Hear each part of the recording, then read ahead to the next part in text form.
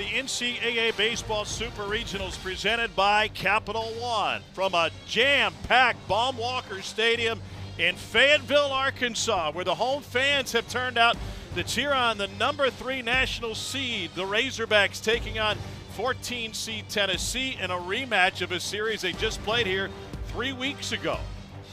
These two teams are 2 wins away from Omaha. That's a promised land for Dave Van Horn. He's taken the Hogs there 7 times, but he has yet to grab the brass ring. That's what Tony Vitello did last season in his 3rd trip to Omaha as Tennessee's head coach, and the dream's still on the line for both. Here's a look at the right side of the Omaha bracket. Later tonight, it'll be UCLA and UTSA to get started, and already LSU convincing lead against West Virginia. Duke's got to win in the win column. Yeah, that's what they call it. Tom Hart, Chris Burke, Kyle Peterson, great to be with you today. This may be the most highly anticipated Super Regional Series. For one thing, it's power versus power. Yeah, on a day where we may see some power. But for both of these, offensively and on the mound, you're going to see some of the best in the country. From a home run standpoint, both above 120 this year. 7 of the 9 in each of these lineups has at least double-digit home runs. And then on the mound is as much swing and miss as you will see. The wind is howling out to left field. Not a bad day to hit, boys. Baseball's Heisman is called the Golden Spikes Trophy. We have 2 of the 3 finalists in this series. One of those, Liam Doyle, will throw tomorrow. Vahiva Aloy's been there all season for Arkansas. Yeah, the SEC Player of the Year has had an All-American type of season. A finalist for the Golden Spikes, as you said, Tommy, one of the most violent swingers we have in the game of baseball. Also a stud at the shortstop position. Going to hear his name called in the first round of the draft. How about for Tennessee? Andrew Fisher leads the Southeastern Conference in homers and OPS. As dangerous a hitter as the college game features. 2 potential first-rounders on full display here this weekend. The numbers are through the roof. The wind is blowing out, and this Super Saturday showdown should be a fun one. It's Tennessee, led by Tony Vitello, as the Vols look for a return to defend their national championship, taking on the highest seed remaining, the Razorbacks of Arkansas. To Omaha, Nebraska, home of the College World Series. 'Cause here I come, I wear it all on my sleeve, so everything you see shows you where I'm from. Bolts back and makes the catch! Somehow hung on. Back-to-back jacks. More, can you believe it? Game 1 of this Fayetteville Super Regional featuring the visiting Tennessee Volunteers, 3rd in the country in home runs, but they get on base too. 9th in the country in walks. They're your defending national champions. And on the mound for Arkansas, East Carolina transfer Zach Root. 7-5, a 3.78 ERA. After he throws the first pitch today, nobody will have more than his 17 starts on the season in the country. Yeah, and for Root, it's a mid-90s fastball that he'll use at the top of the zone. It's a real curveball. Change up more against right-handers that can really play up.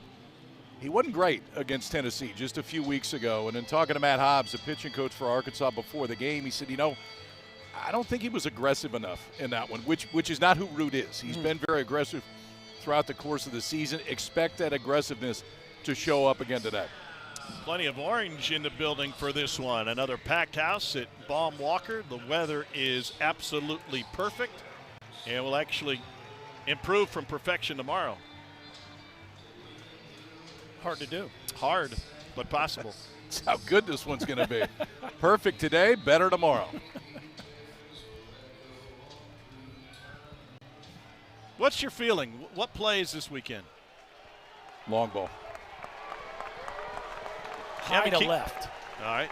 Gavin Keelan's got 15 of those on the season, and the first pitch he chops up the middle. Cam Kojal, after a double pump, takes his time. 1 down. Oh, you don't get this expert analysis for free, Tommy Hart. What plays? The long ball. First ball put into play went 5 feet 2 inches off the bat.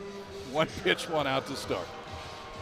Here is the emotional spark plug for Tennessee, Andrew Fisher, who's reached base safely in every game this season and the final 5 of last year.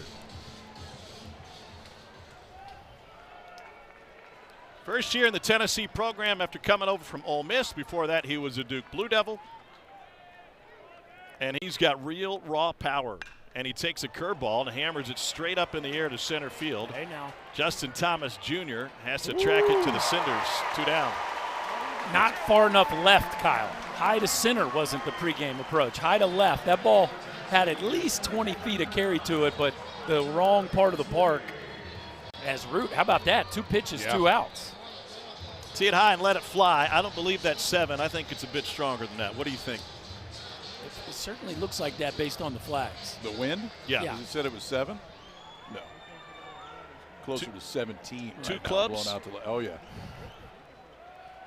Here's Hunter Ensley, senior from Huntington, Tennessee. His 10 home runs and 62 driven in. This is a power Tennessee lineup. 3rd in the country, 128 home runs. They score better than 8 runs a game.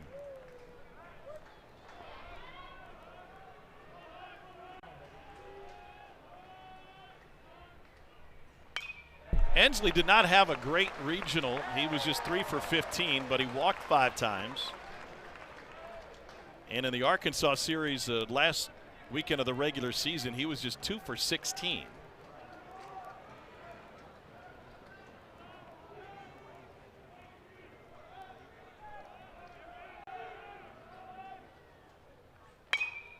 Eerie how quiet it was before that pitch.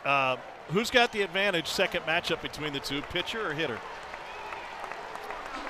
I think it's pitcher that didn't throw great because you go back, you look at your approach. It's interesting too. Root has thrown 4 strikes so far in this first inning. Tennessee has swung at every one of them. And the curveball drops in for strike 3 looking. An efficient 6-pitch opening frame for Zach Root. And a Golden Spikes finalist, SEC Player of the Year, Vahiva Aloy will be second man up for the Hogs as we go to the home half of the first.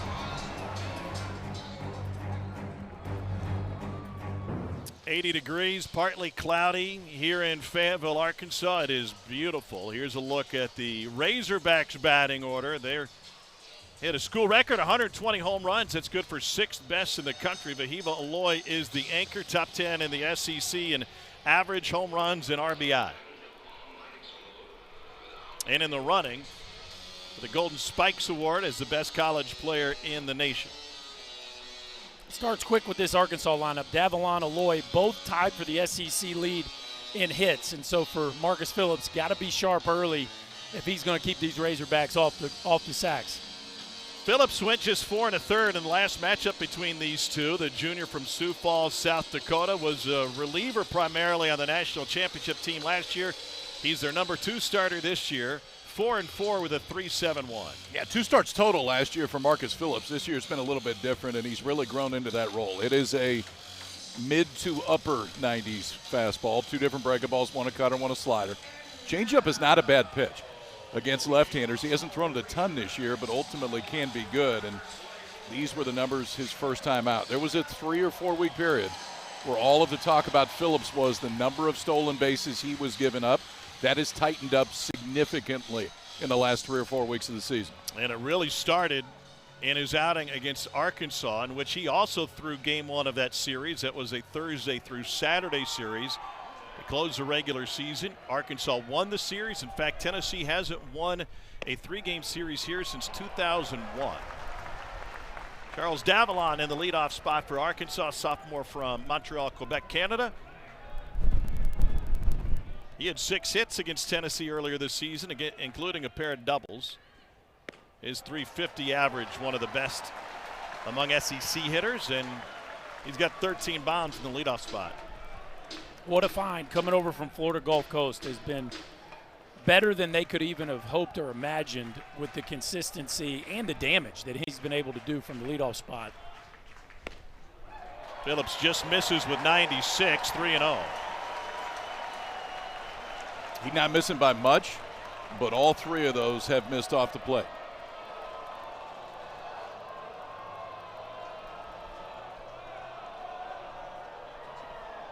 Rick Allen has the plate tonight. And there's a 4-pitch walk to put Davalon aboard and get this home crowd into it early.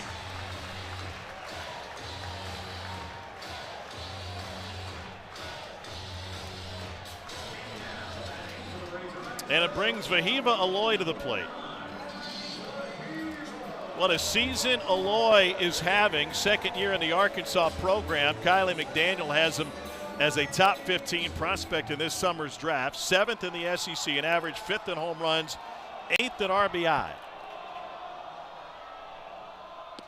And Phillips finds a strike with a breaking ball, his first of the day.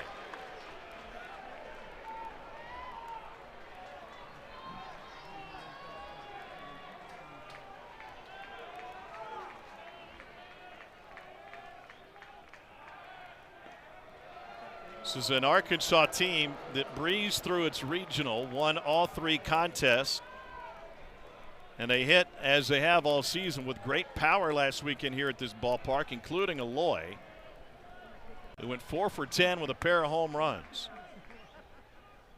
And a swing and a miss on a breaking ball, 0-2. That's that violent swing you're talking about there? That's it. That's what you get with Aloy. He will take his chances, Tommy. Vahiva Aloy, he will sit on a pitch. You'll see him swing and miss, sometimes wildly at pitches, but man, when he's right, there is real damage, foul pole to foul pole. Davila the runner at first, and they'll throw over. You mentioned Marcus Phillips' inability to control the run game through most of the season. Vandy got 8 stolen bases against him, came here the next start.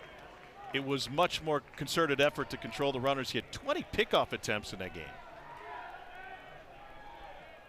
And there goes Davila, and it's fouled back. Well, and an added wrinkle to the run game today for Tennessee. They got a new catcher behind the plate in Stone Lawless, right? So you've got a pitcher that has worked tirelessly to get better at controlling the running game, but you also got a guy behind the plate who has played plenty but has not played much down the stretch here. So Arkansas testing that early in this ball game with Davila taken out.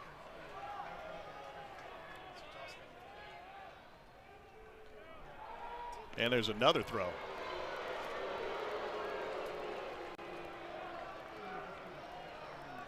Dave, thank you. We welcome those of you who are watching LSU and West Virginia. This is game 1 of the Super Regional between Tennessee and Arkansas. Tom Hart, Chris Burke, and Kyle Peterson. Tennessee went quietly in the first, and Vahiva Aloy sends a fly ball to right field for Reese Chapman. And after a Charles Davila 4-pitch walk, this is where Arkansas's lineup stands. Packed house at Baum Walker Stadium, and for good reason. This is the most anticipated Super Regional Series of the weekend. Winner heads to Omaha. Arkansas has not won under Dave Van Horn, and Tennessee under Tony Vitello, the reigning national champions.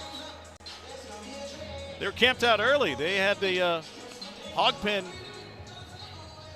tents out all yesterday. Hog pen tents got a little damp last night, too, because it poured.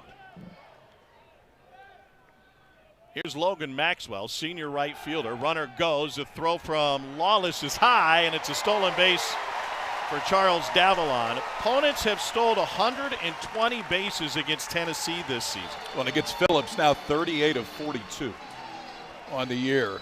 Davila, probably the best base stealer on this Arkansas team. Dave Van Horn taking a chance. That was the 3rd time he attempted to run so far early in this game, and that one's successful.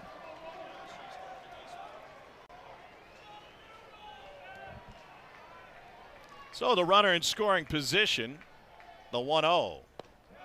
And for those of you watching on ESPNU, if you want to stick with Tennessee, Arkansas, flip over to ESPN. Those of you who are watching LSU, West Virginia, want to stick with that. That game will now be airing on ESPNU. LSU in control, 16-7 late in that one. 2-0 to Maxwell. And he slices it off the leather of Keelan, has no play. Hogs have 2 aboard with 1 out. But Logan Maxwell staying red hot. 4 for 12 last weekend with a couple homers and 4 ribbies, and this ball is smashed off the bat of the Arkansas right fielder. And honestly, KP, I feel like both teams would almost trade this result. Keelan is able to save a run because that ball gets by him. It's in the gap, and Davila scoring. And for Arkansas, they avoid an out because Keelan certainly could have made that play. Ball kind of clanks off his heel, and really, I think Marcus Phillips, you give up a 105-mile-an-hour liner, you're probably okay with the lead runner not advancing. So here's the red-hot rider Helfrich, OPS over 1,000 now. And he pops this one out of play to the right side. What's the difference for Ryder Helfrich late in the season versus what we saw early? I think it's just the evolution of a kid who's got a chance to be a big leaguer for a very long time. And as he's gotten more comfortable and as the game has slowed down for him both behind the plate and up to bat, he's literally become one of the best catchers in all of America, and he's doing it on both sides of the ball. Sophomore from Discovery Bay, California, the East Bay. Grew up an Oakland A's fan. Swing and a miss at the changeup, and that takes it to 0-2. His OPS in May, 1357. I mean, you're talking about a guy that not only steals you a bunch of pitches and controls the run game behind the plate, but has done real damage over the last month. And he is a fantastic defensive catcher, the best framing catcher in the SEC. 1 ball and 2 strikes now to Helfrich. Went 6 for 11 with 3 home runs in the regional. What a jump. He barely played last year. Hit a .179, only got 84 at bats in 26 starts. Sharply hit to short. Keelan shuffles it to Curley on to first, and a 6-4-3 double play gets Tennessee out of any trouble, real or perceived. We are scoreless through 1.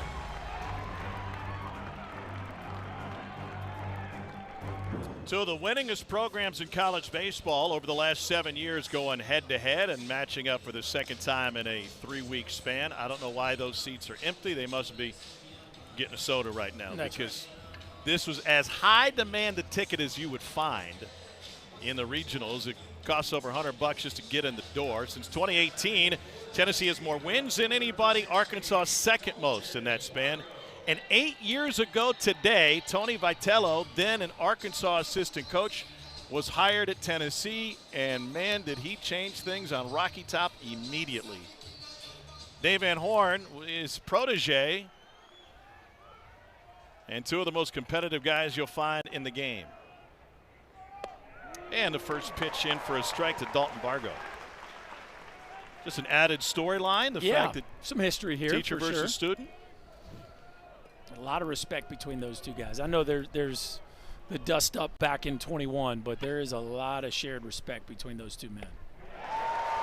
0-2 from Root to Bargo. Bargo did not have a great regional, just 1 for 16, and he struck out 5 times. It was really Berkey an up and down season for Tennessee overall. I mean, they were the last undefeated team in the country at 20-0. They got into the toughest league in America, and they really had some struggles. Well, and they started 9-1, and then it was some tough sledding from there, including losing 6 of their last 7 series and 4 straight at home. But through that, you could still see the talent was evident that if the team could really find their groove, they definitely had another Omaha run in them. Of course, they've drawn a very tough matchup here in the Super, but the talent is undeniable on the roster, as with Arkansas, and that's why we're so excited about getting this series going, because it's 2 of the most talented rosters in college baseball. It is. Offensively on the mound, the one difference, and it is a significant difference, is how Arkansas has defended this year as opposed to Tennessee. Bargo looks at strike 3. Second K for Root, 1 down. Well, I talked about Bargo's weekend last weekend in the regionals, and really 3, 4, 5 in that lineup did not have a big weekend. It was others in Tennessee's lineup that did. This one caught enough of the plate right here. Elevated 95 on the outside part of the plate. Zach Root has now struck out back-to-back hitters. There's some real power pitching on both of these staffs. In fact, 40% of the pitches that have been thrown this season at 98 miles per hour or harder in college baseball have come from these 2 staffs, 40%. Here's Curley, sophomore California native. He homered and drove in 7 in the Tennessee Regional in Knoxville. They had to work a little bit to win that 7th game. Oh, yeah. Yeah, I mean, it got interesting. 7-run 4th ended up changing things for Tennessee, but Wade gave them all they wanted. I want you to say the stat again that you just said, because it is a crazy stat. 40% of pitches thrown at 98 or harder in all of college baseball are between these 2 staffs this year.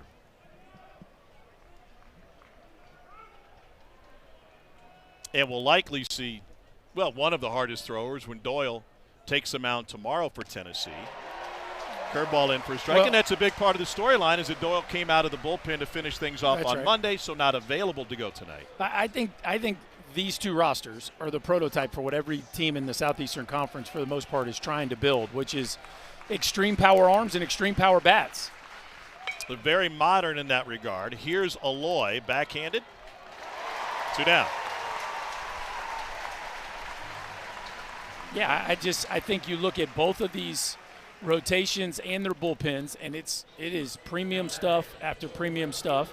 And then both teams, with the exception of a player or two that have been in and out of their lineup, are going to run guys with double-digit home runs at you. And that's just what the recipe for success in this league over the last 15 years. And now Reese Chapman, he's homered 13 times this season. Just under half of those have come against SEC pitching. Root greets him at 94, 0-1.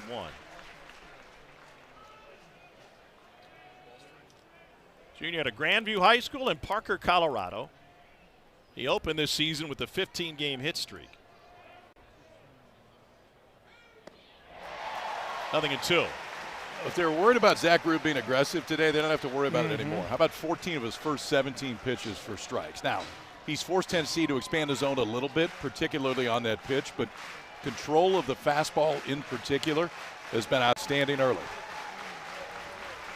He shakes his catcher. Helfrich is the one that calls the pitches. That is unique in college baseball. And the 0-2, breaking ball just out of the zone.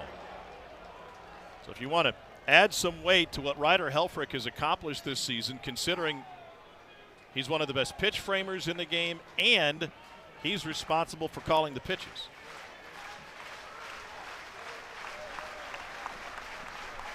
Here's the 1-2 from Root. Breaking ball to the right side. Box, but recovered. Plenty of time. And that will close the third. Only 21 pitches through 2 for Root. Arkansas returning to the plate.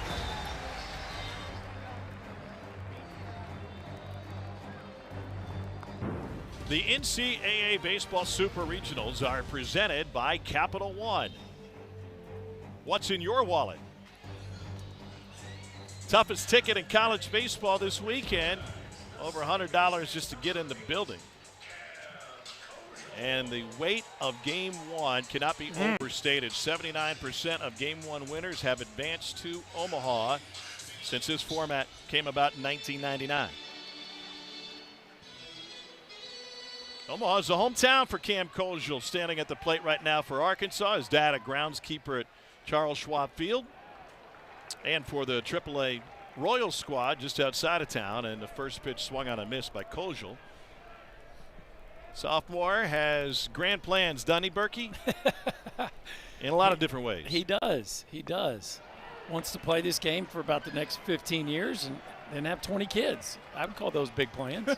What was his response when you asked him about that? Well, I said, my guy Tom Hart keeps saying that you were quoted as saying you wanted 20 kids. Is that real? He's like, it absolutely is. I had to shake his hand after that. And he banks one up the middle for the second hit for Arkansas. I followed up. I said, Cam, I'm one of 6. We had a big van. He goes, sounds like I'm going to need a bigger van. And I said, I have 5. Just take a deep breath and start with 1 and see where it takes you. So with the leadoff man, Cuyo Eloy comes to the plate. As of now, the second of the Eloy brothers. He's the younger one. .335 average with 13 home runs. And he's driven in 69. Hogs need to get Cuyo going. Has not been a great stretch. Didn't drive in a run last weekend in the regional. OPS over the last month of the season dipped to 734. Just hasn't been impacting the game from a power standpoint. Just 4 extra base hits in the month of May. Well, his mom is in the building, and she arrived just in the nick of time. It was about a 20-hour trip, I'm told, from Hawaii. Got diverted because of the storms to Kansas City. Made the drive down. Left at 8 a.m. in Hawaii. Got here at 4 a.m. Yeah, 20 hours is not a trip around the block, that's for sure. That's a lot of airline pretzels. 0-2. Miss Lone away. His parents gave him the middle name, Kamakama Vahida Makaliva. And that's right. His brother's name, Vahiva, is right smack dab in the middle of the. So I asked him about it today, and he said they wanted to build the bond between myself and my brother and take it to another level. So just an add-on by putting the name in there. And he sends a breaking ball up the third base line, and that's picked up at 80 feet. And that's a fair ball. You can't pick that one up. You can't. Yeah, there's why? nothing a game by. Right. I mean, at this point, I don't know whether it's going to go foul. It could hit the cut and ultimately go foul. But if you're Manny Marin right now, you're not going to throw him out. And the guy's not going to go first or third on you. So you got to take the chance and see if that thing rolls foul. Well, he hits the outside top of the ball. This ball's got a ton of hook spin on it. And right here, you already know you're not going to throw it. So you literally gain nothing by touching the baseball right there, unless he's scared that ball's going to scoot down the line and Kojal's going to get to third base. But I thought that was a mental mistake there by Manny Marin to pick that one up. And so here's Brent Iredale with 2 on and nobody out. Kyle mentioned this earlier, the difference in fielding.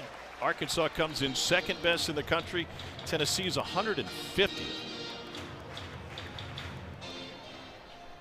And not all fielding mistakes show up in the box score. Baker's dozen home runs for Iredale and a breaking ball over the outer third for a strike. Both these guys look to be comfortable with their breaking ball here earlier in the ball game. Root and Phillips both breaking ball and changeup we've seen so far from Phillips. Looks to be pretty comfortable with the off-speed stuff. Another changeup. Interesting. You talk about the cat and mouse, Tommy, of facing a team for the second time in 3 weeks. Marcus Phillips comes into this game just throwing 2.5% changeups to right-handed hitters. We've seen a couple to Ryder Helfrich and now one to Brent Iredale. 2-1.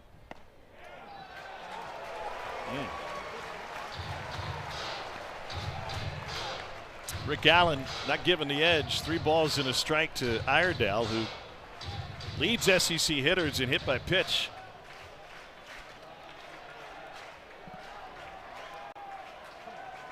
Big opportunity for the Hogs here in the second. And he waves right through 95. 3 straight off-speed pitches and then grabs a four-seamer and throws it past Iredale. Probably repeat another that one pitch? here. Yeah, probably another one here, I would think. Kojal at second, Aloy at first. The payoff. Got him looking. Iredale had to be looking for something else to take that one, too. I mean, 3-1, he swings through 95. And Phillips comes back, grabs the same thing on the outside third of the plate up in the zone. And Iredale, those hands really never even moved. But big strikeout right there for Phillips. 2 on, nobody out. I think you're a ground ball away from getting out of it. Tennessee turned a double play to end the first inning. Here's Reese Robinette.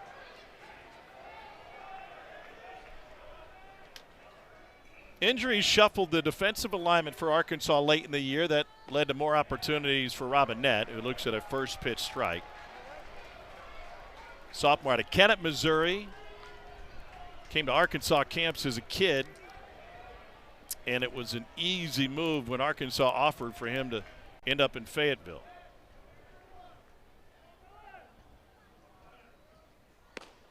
He's an interesting prospect because he shows you the frame of, I kind of always think Heston Kjerstad when I see him. He gives you that look, the height of a big, tall, rangy left-handed slugger. The power hasn't come, but the quality of at bat. What we got here? We got a warning. We're in the second. That didn't take long. No, Tony Vitello didn't like. I will tell you, too, I think Rick Allen's strike zone so far has been really good. And the misses are not by much on either side, but they have been smaller misses. What makes a good zone? Because everyone's going to be imperfect. Call strikes to start. That's the biggest thing that any pitcher wants. And the 1-1. This is low. And then that shadow zone that is maybe a ball off on each side, then sometimes you can expect to get that. But my biggest thing is when it is a strike, it is called a strike. So 2-1 to Robinette, who can do some damage. Playing time came late in the year. And now 3-1 as Phillips misses with the fastball. And another quality at bat here from Robinette, who we saw Iredale get ahead in the count and not be able to capitalize. This is now back-to-back hitters, 3-1 count. At some point, you feel like one of these Arkansas hitters is going to cash in.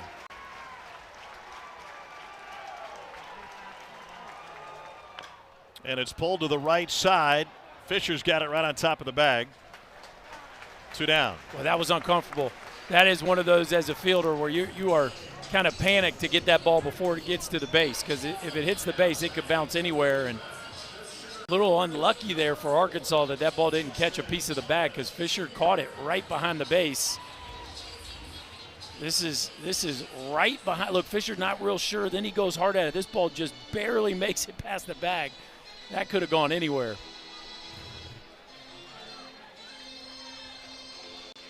It's already an 18-pitch inning for Marcus Phillips as he faces the 9-hole hitter Justin Thomas Jr. And a breaking ball is waved at, 0-1.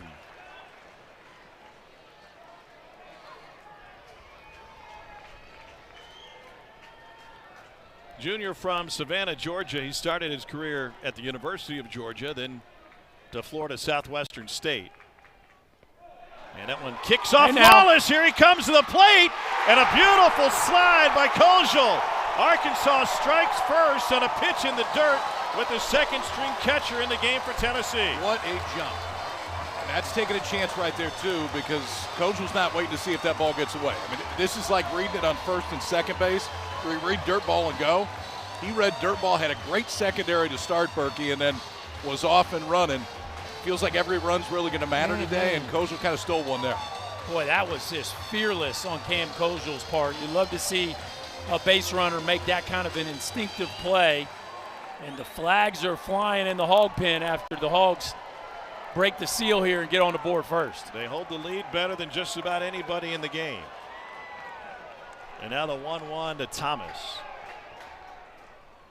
The reason Stone Lawless is in this game is Cannon Peebles got ejected late in the game Monday night against Wake Forest for unsportsmanlike acts. He has to serve a 1-game suspension. It's not the first time in the last few years that's happened to Tennessee in the postseason. 2-2.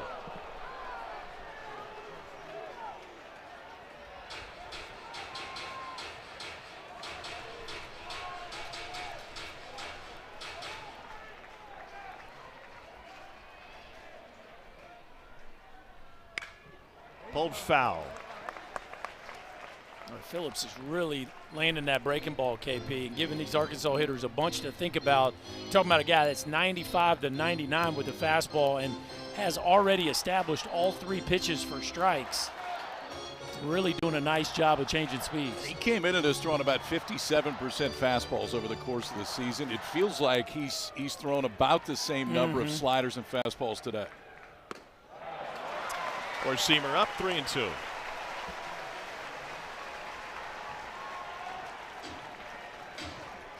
That felt like a big miss. Well, I think the benefit to throwing as many off-speed pitches is he's put enough doubt in hitters' minds that he gets a little more room for error with the heater. Wow. And a swing and a miss. 25-pitch inning. The wild pitch allows a run to cross. First 2 reached. One of them came home. We'll talk with the head hog, Dave Van Horn, when we return to Fayetteville.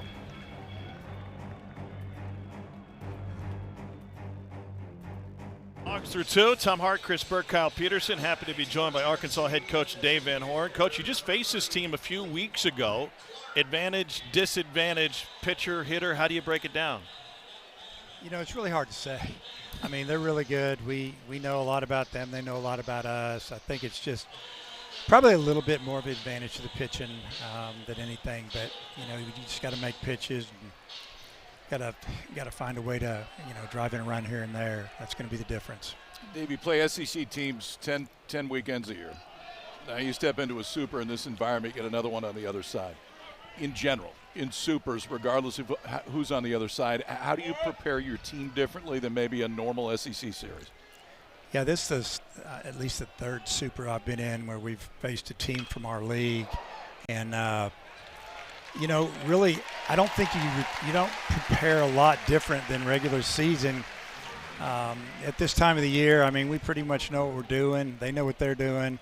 We just need to make sure we're good at what we do. And, you don't want the players thinking, oh, the coach is a little stressed out. We're doing all kinds of crazy stuff right now. So we just play baseball and mentally try to get them ready, get them healthy, rested up, and that's what we've done the last couple weeks. Dave, thanks for the time. We appreciate it. Okay, thanks, guys. Stone Lawless to the plate after the ground out from Levi Clark.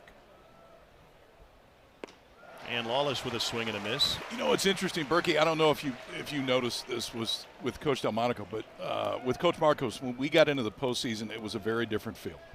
It felt like during the regular season, it was meticulous. It was on you for a variety of things. And when we got into the postseason, kind of took his hands off the wheel a little bit more. Like, we've done our job. You guys are ready. Now go play. And it felt like that's what Dave was saying right there. Yeah, I think you work all year to be here in this spot. And at this spot, you got to let your horses run and really try to enjoy the moment. Lawless with a chopper to the left side. Bahiva Aloy bounces it over. 2 down. Well, this has always been a proud program here at Arkansas. Their first trip to Omaha came in the late 70s, but under Dave Van Horn, 15 NCAA tournaments. They haven't missed one since 2016, and 4 trips to Omaha before he got here, 7 since. Yeah, they've really established themselves as one of the premier programs in all of college baseball, and it almost feels like a drought that they haven't been to Omaha since 22, which is a compliment for just how consistently Dave Van Horn has taken this program to the College World Series. Of course, we all know that their time to be the last team standing is coming at some point, and I think a lot of people feel like this is as complete of a team as he's had. Manny Marin's got 3 home runs on the season, big one on Monday night. And he fouls another one off. But when you talk complete, break that down for the viewers. Well, I think you love their starting pitching. I mean, Gage Wood and Zach Root are both going to be first-round picks, top 50 picks for sure. And then we talked about the power arms they bring in out of the bullpen. And then offensively, they don't have to get offense from just a couple places in their lineup. There's power up and down the order. The Caboose gang, the 7, 8, 9 guy in the orders, have been great for them all year long. And then they're literally number 1 in the country in fielding percentage. So, KP, I'm not sure how you check more boxes than that. And you also have one of the best receiving catchers in the country, which doesn't show up in fielding percentage. It does in a lot of other places. Yeah, so I feel like that's complete. Tommy, you agree? Yeah, I don't know what you could add to that. I mean, they're maybe not the most aggressive from a base stealing standpoint, but they don't need to be because they do hit the ball at the ballpark at such a high level. Well, I think the one thing I would add to that is being a complete program starts with being a complete coaching staff. And 2 of the best assistant coaches among them. Maxwell in the corner, reaches up to haul in the third out. Zach Root is perfect through 3.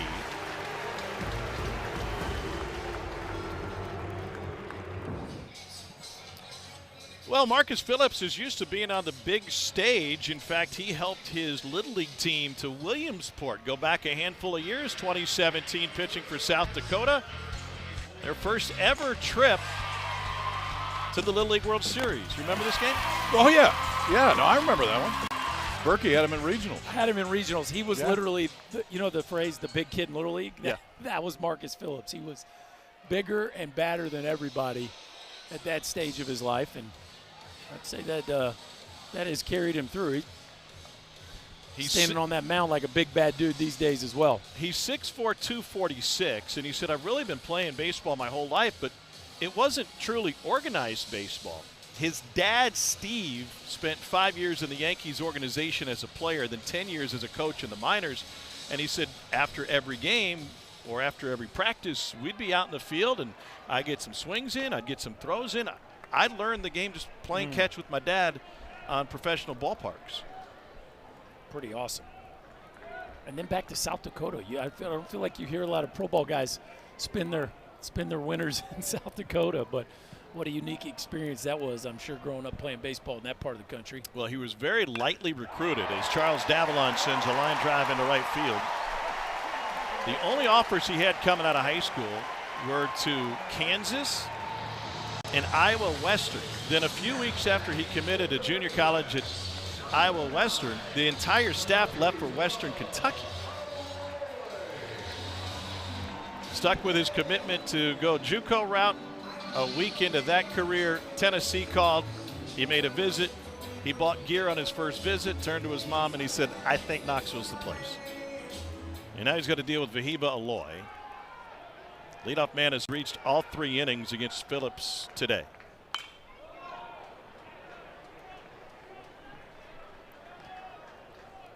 Aloy flew out to right field his first time up.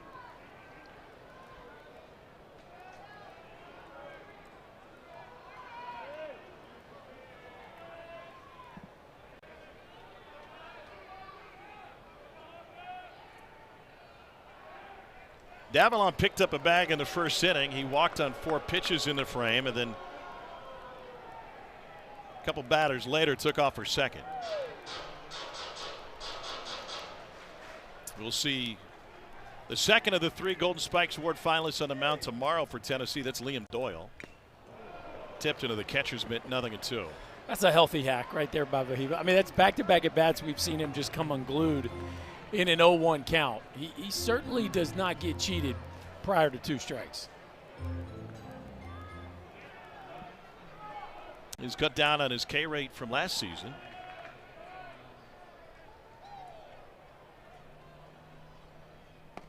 And he chases the breaking ball. 3rd strikeout for Phillips. Yeah, 2 in a row right there. And the pitch before was one that Aloy could do damage on, not this one. This is a good job of Marcus Phillips. Expand the zone when you get to 2-strike count. Know that Aloy is usually going to be aggressive when it at least looks like a strike out of his hand. That one had really good down to it. 3rd strikeout of the game for Phillips.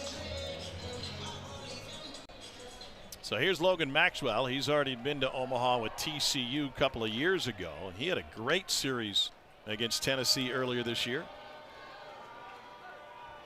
Finally healthy. In fact, that Tennessee series that closed the regular season was the first time he started all 3 games in a weekend since early April against Georgia. What difference does Maxwell make in the length of this Arkansas lineup? Well, I think the length, the thump, the quality of AB, but then he also allows them to be left, right, left the way they like to set up their lineup. It makes it very difficult to mix and match out of the bullpen when you face this Arkansas batting order, because they can switch you left, right, left all the way down. And so him getting back and getting healthy has certainly been a catalyst for this team down the stretch. And another one of these great portal pickups that DVH made over the offseason. Number 1 portal class in the country for Arkansas. What do we got, 4 throws over to first so far? Yeah, and I think the bigger thing, too, that Phillips has done a better job of is just variant looks. So, I mean, pickoffs are one thing, but it's just to vary looks. So from a base runner, I mean, Chris, you stole 50-some in 1 year. If the guy's doing the same thing over and over again, you got a much better chance to get a good job. Yeah, I think it's when he picks, more so than how many times he picks. But I think on top of that, what's been impressive about Marcus Phillips here down the stretch is as much attention as he paid to the base runners, he's still throwing a ton of strikes. I think the challenge and the philosophy of Frank Anderson's always been, hey, don't lose the war because you're worried about the battle on the bases, meaning keep your focus always on the hitter. Well, when you're giving up as many stolen bases as he was there for a while, you had to divert some of your attention to the base runner, but it hasn't cost Phillips from a strike throwing standpoint. Another toss over to keep Davalon close. I think another aspect of Cannon Peebles not being available today for Tennessee is Phillips hasn't thrown to Stone Lawless much during game action. Tennessee shifts the middle of the infield. Big deal or not a big deal? Well, it matters. Yeah, it absolutely matters. I mean, cadence is different. If your catcher's calling his own game, it's one thing. If the pitching coach, and in this case Frank Anderson's calling more of the game, then at least the cadence will feel the same. But the way catchers set up, the way they frame, ultimately the way they block, which has made a difference in this one, that absolutely matters.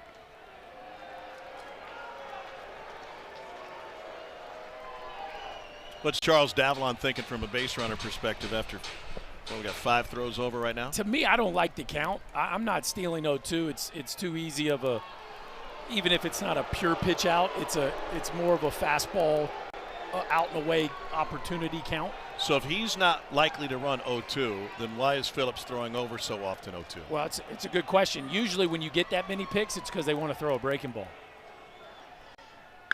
And it's smoked up the middle. That was a changeup. Davalon ends up at second base, and there's 2 on with 1 out. So a lot of times, Tommy, when you see a pitcher pay that much attention to a base runner, it's because he's wanting to bounce an off-speed pitch, not the breaking ball there, but the changeup. But he hangs this changeup, and Maxwell, boy, that is 2 rockets. Tommy, you said it. He was locked in against Tennessee the first time. Already 2 barrels in this game, coming off a hot regional. Logan Maxwell is really doing a nice job right there in the heart of this Razorback lineup.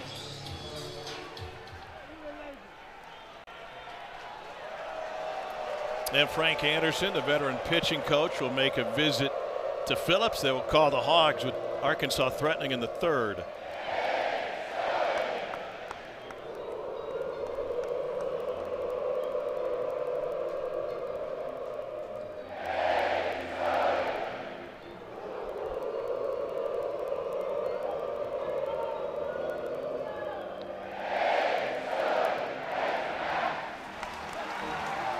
What's the potato sign? Oh, am I missing something there? What we got it's a there? guy holding a giant potato. Yeah. It's a tater. He What's wants a tater. confusing Okay, about there that? we go. He set a All right. school record in taters this year. We got there. See, I needed some help there. Yeah. I'm not that smart, as you well know. Have you seen the potato sign? Dude, they before? got everything here. That's, I mean, I'm in and on every that. year they come up with a few new ones too.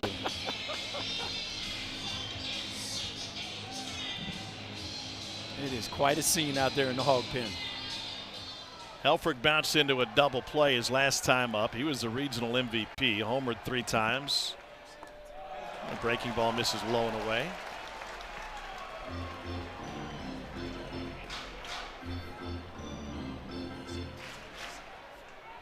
I talked to Ryder this week about his struggles last season and how he made it through. And Phillips went to his, did he go to his mouth on the rubber? Is that what that was? No, they would have balked him if he did that. But well, Rick Allen went halfway to the mound, but shot something at him.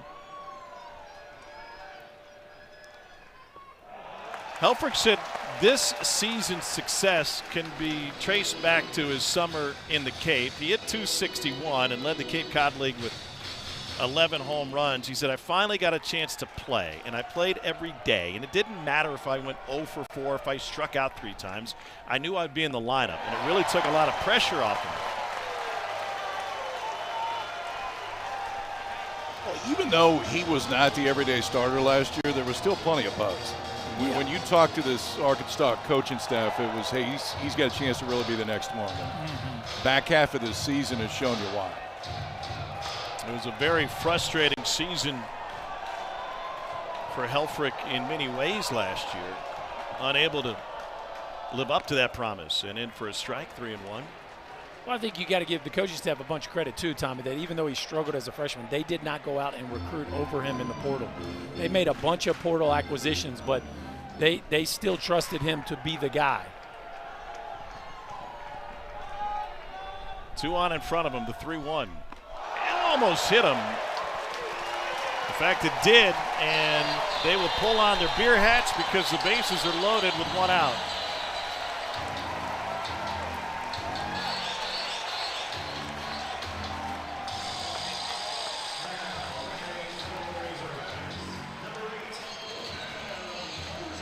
I don't think it's just the bases.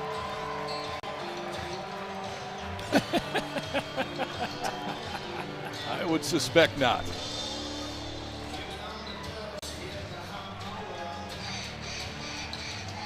Cam Kojal has 15 home runs on the season.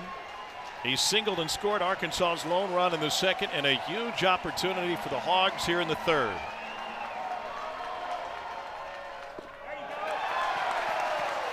Started him off speed, 1-0. The misses for Phillips until the last few hitters have been very small today. Those misses have been a little bit bigger in this inning.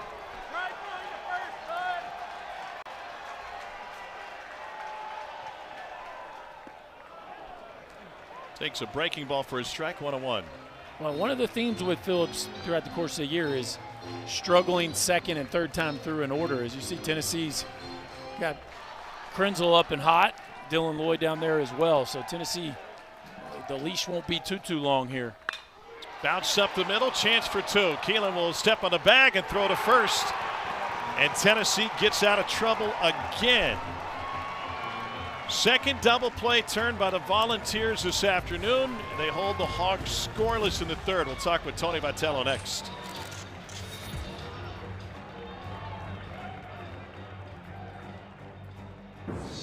Welcome to the NCAA Baseball Super Regionals presented by Capital One.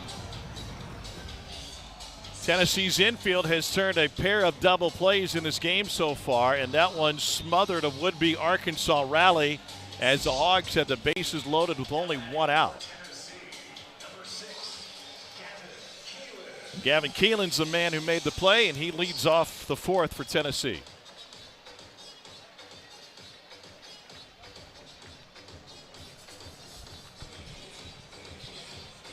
Keelan 0 for 1 with a ground out to second, and he stands in from the left side. And down in the Tennessee dugout, Tony Vitello kind enough to put a headset on for us.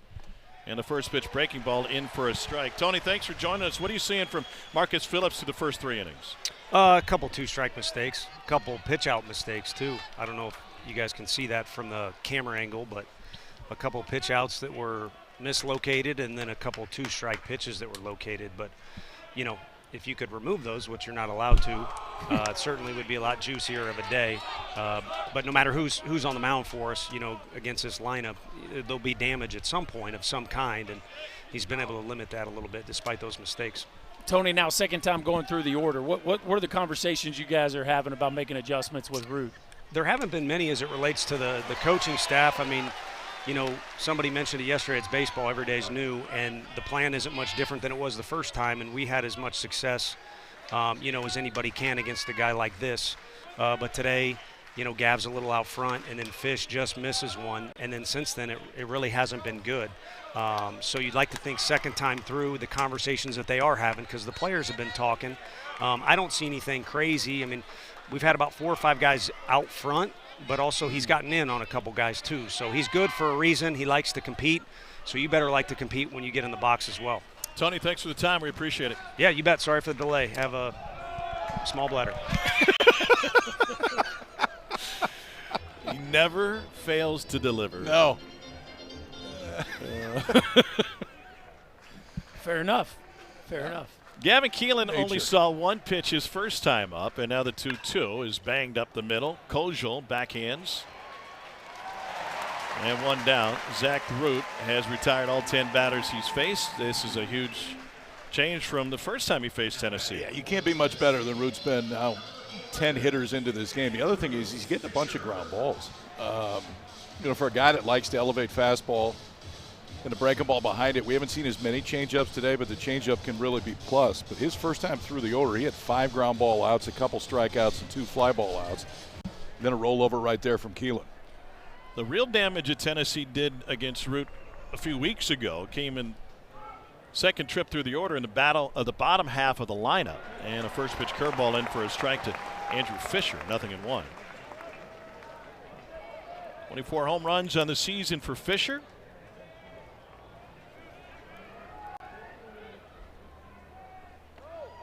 One ball, one strike. Andrew Fisher feels like the power plant for this Tennessee team as a whole. Yeah, I think there is a tremendous amount of momentum that he brings to the dugout when he does his thing, which is get on base. It leads the conference in walks, leads the conference in OPS. Literally has had one of the best seasons in all of college baseball. And I think this feels like kind of one of those catalyst at bats as he's looking into his dugout right now and drawing the ire of the crowd, because I think he knows that. He knows the weight that he carries with being the catalyst for this offense. I talked to Andrew this week, and I asked him about the attitude and the personality, and it was just a very down-to-earth conversation about it. And he said, did Tony push the team early in the season? He said, he told us we didn't have enough personality, so he challenged us to push the limits. He said, let's just be the villain. That's all Andrew Fisher needed. He said, I'm going to play with personality. Grew up a huge Yankees fan, and he said, it took a little while for my dad to adjust the personality. He would shake his head and say, Derek Jeter would never do that. Late on 95, and if you're going to work the crowd, they're going to work you.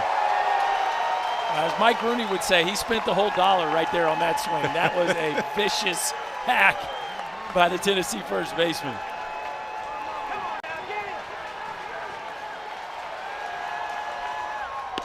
They don't get cheated. Root beats him with 98. And they love to boo a villain. Yeah, and I tell you what, you also pay attention when you're standing 60 feet away. That is the best fastball that Zach Root has thrown today from a velocity standpoint. It's not even close. 98 elevated after going up the ladder at 95 to get the count to 3-2. I would say that he's got the good stuff today, Brookie. Yeah, he climbed the ladder. The exact place you have to go to get Andrew Fisher after being behind in the count. What a incredible sequence of pitches right there by Root. And after 98, he starts Ensley off with the breaking ball.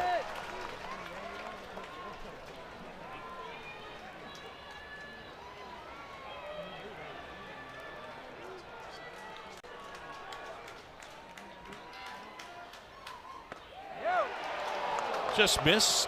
101. I mean, there's a lot to like about both these offenses, but it's a lot of fun to watch two first-round picks go pitch for pitch. Clearly, Root has been more efficient than Phillips to this point in the game, but both these guys have really been impressive to this point. Couple of shakes of Helfrich. And now the 1-1. Oh, so we know Tennessee's got its ace, Liam Doyle, going tomorrow, and we also know that 79% of Game 1 winners win the Super. But my question, a little bit more detail for this Super, who was Game 1 most important to for the breakdown tonight? I mean, I still think it's Arkansas because it's Doyle tomorrow. But Gage Wood is pretty good on their side, too, tomorrow. And so Zach Root trying to get him there. And a fly ball deep right field. Maxwell to the fence. Got it. And Zach Root remains perfect through 4. Arkansas with a 1-0 lead.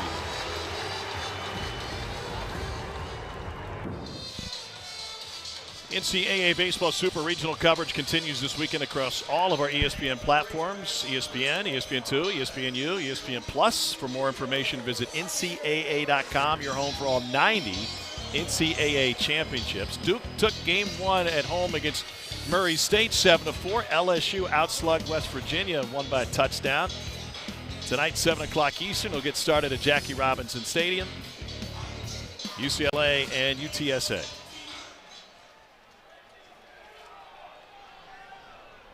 Cuyo Aloy sends a chopper to the right side. Fisher's got it on the first pitch. And there's one down.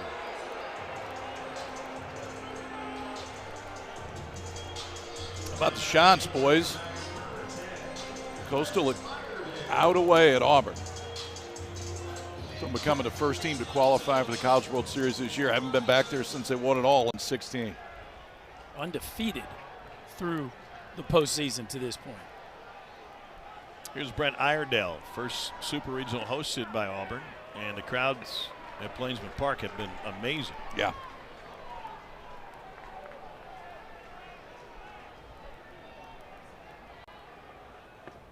And a breaking ball low and away from the junior from Sydney, New South Wales, Australia.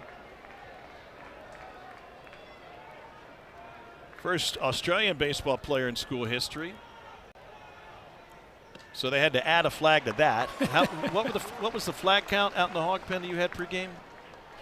Like the number of flags? Well, the different Oh, flags. there they are right there. Yeah. You had Canada, Hawaii, and Australia. Nobody does a better job of celebrating their players and the uniqueness of their roster than Every this year. group here at Baum Walker. Every It's year. And incredible. they're always going to come up with new stuff based on who it is. There's some old reliables. Kangaroos with lays on them. Iredale smokes this one to left field. One out single for the 7-hole hitter.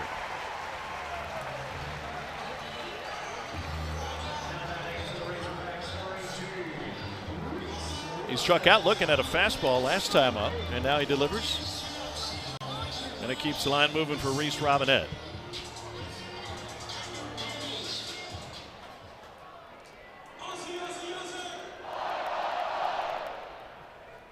Robinette is from the Missouri Boot Heel, Kennett, Missouri, but his dad is from just across the state line of Pocahontas, Arkansas.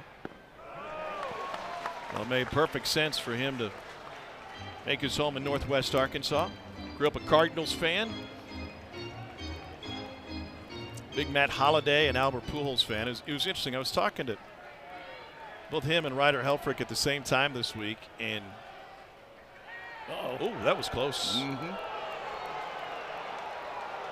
Robinette was talking about his favorite Cardinals, and he said, I was a Holiday fan, then he left. I was a Pujols fan, and then he left. And Helfrich was like, I don't want to hear it. I'm an A's fan. They all leave all the time.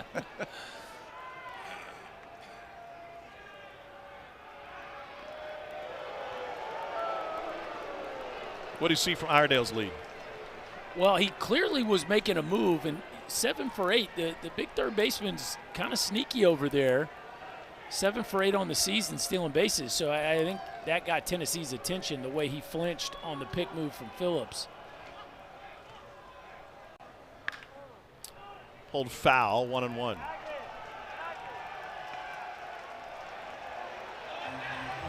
Fans are screaming to throw it back after Fisher Look at this. gave it Look to at him. this.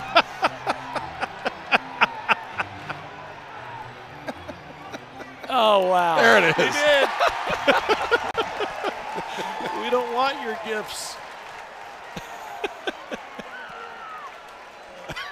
This is outstanding. I have long contended that the best way to get a crowd on your side is to give them a baseball, but apparently not here, not today.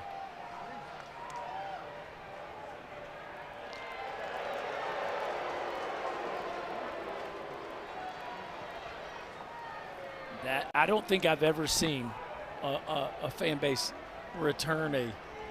I've seen plenty of Home run homers, balls, right? yeah. Plenty of homers. Not a ball tossed in after a foul ball. Bunts pushed up the third base line and foul. How about this Arkansas team trying to play some small ball, huh? Well, and they were giving it to him. If Robinette gets it down right there, it's definitely a base hit just based on where Merritt was playing.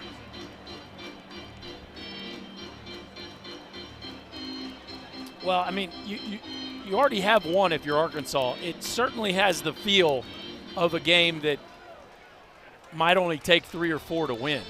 So I think every opportunity you have to advance 90 feet and move a runner into scoring position, especially if you know you can get a knockout of it, feels like a little bit higher percentage play than maybe most days where these teams are thinking about scoring double digits. The last time these two starting pitchers went head-to-head, game 1 of the series a few weeks ago, there were 17 runs and 30 hits combined in the game. Mm-hmm. Tennessee won it 10-7. It was a game decided generally by the bullpens. Neither starting pitcher lasted long. 95 past Robinette. 4th K for Phillips. It is easy velocity for him. And we've seen him higher this year. I mean, we've seen him up 98, 99. So the fastball hasn't ticked up quite as much. But grab that. And a little bit of cut spin on it, too. I mean, it just stayed on the outside corner and didn't go anywhere. Once again, the home plate umpire, Rick Allen, is motioning to Marcus Phillips with his hand in front of his mouth. Yeah, he's definitely, and he called it ball 1, so I guess he's He called one there. Yeah. He had warned him in the previous inning. Runner on the move, breaking ball, and the throw is high at second base. And a swipe for Iredell, his 8th and 9 attempts this year.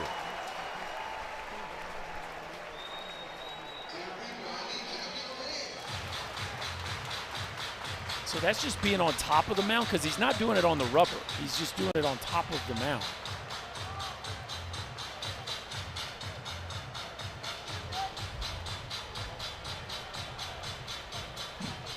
But you're right, Tommy. He's called him on that twice, and the first time it looked like he warned him, and then that last time he called it a ball. Here's the 1-1. Pulled to the left side. Keelan's got it. And a beautiful dig by Fisher over at first. See what he does with this ball. No runs, a hit, 1 man left on. That's 5 stranded through 4 for Arkansas.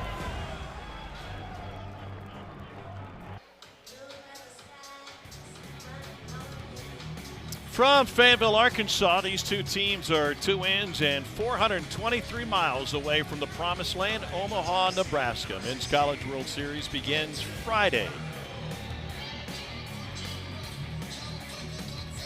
Coastal Carolina is in. The Chanticleers sweep Auburn, taking the first 2, and they'll be in Omaha for the first time since Garrett Gilmore won it all in 2016.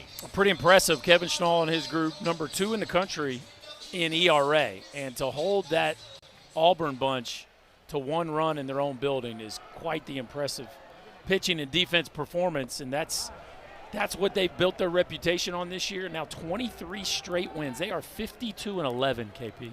They had line drive double plays to get out of the 9th and the 10th inning last night to win game 1 6-5 in what was, I mean, it was early into the morning, but an awesome baseball game. You think they ended up at Little Italy after the game? They're open late. Doubtful. Quick turn today. Yeah, fair. Ball in his strike to Dalton Bargo, who was 0 for 1. Struck out looking his first time up, and now just 1 for his last 17.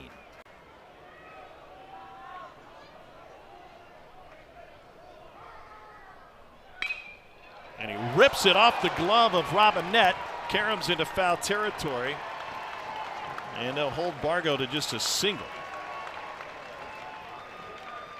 That ball had some funky spin. I don't know if it was knuckling or just hooking that bad, KP, but you could tell Robinette kind of got handcuffed by a ball that was hit 104 miles an hour. I think he just top spun it, KP. Man, he almost looked late with his glove there, didn't he? Yeah, he flipped it. It got up there late and just off. And for, you know, Arkansas's got 6 hits in the game. They've left some guys on base. Tennessee's turned a few double plays. Doesn't necessarily feel like a 1-0 game because Arkansas has been the only offense up to this point, but yet first base runner of the game in the 5th inning for Tennessee, and it's still only 1-0. And it comes on the first error of the season charge to Reese Robinette, and first pitch strike to Dean Curley. I guess you got to go E3 there. That ball is scorched, but I guess just strictly from the fact that he did not have to really move to make the play.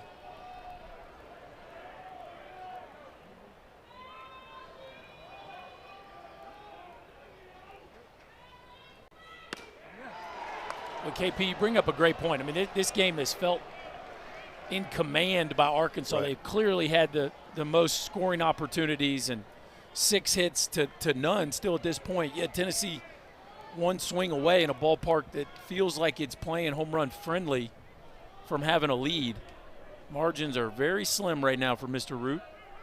Garland's got 13 home runs on the season. Just missed. It's also the first time they got him in a stretch.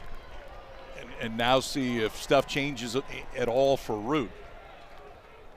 It's not very often you go an hour and a half into your start and you haven't had to throw a pitch out of the stretch. And remember, this was the time that Tennessee started to figure out Root last time. It was the second trip through the order and the bottom half of the order.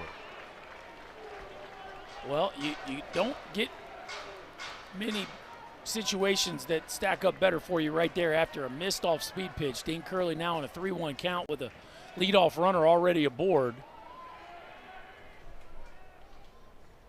Oh, man. And that just looks like a take all the way, doesn't it? Really surprising there from Dean Curley. Again, on a day where you feel like a home run, a multi-run home run could be the deciding factor. To not get your swing off there feels like a really big missed opportunity. Curley grounded out to short his first time at the plate. Bargo not likely to run. He's 3 for 5 on the year.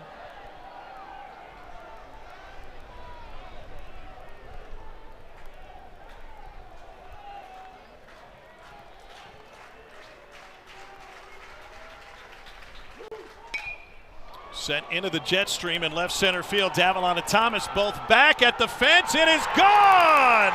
Two-run home run, Dean Curley, and Tennessee hops in front in the 5th.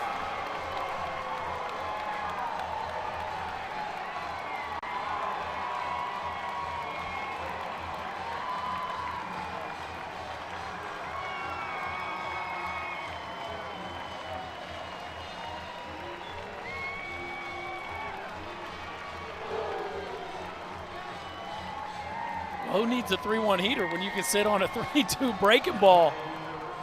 And that's exactly what we've been talking about. A ball that didn't look like he caught all of it, got up in that jet stream you were talking about, Tommy, and that thing just sailed into the left center field seats.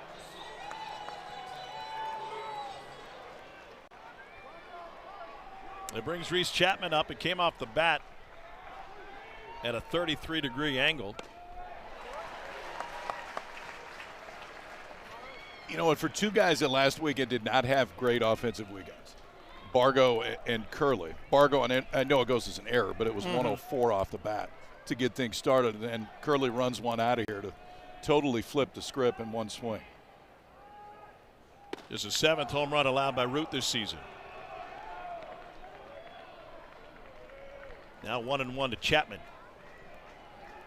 It's interesting, just showing right there. Forced Arkansas to play more straight up. They were in a full shift, had pulled the third baseman to the second base side, now playing almost straight up.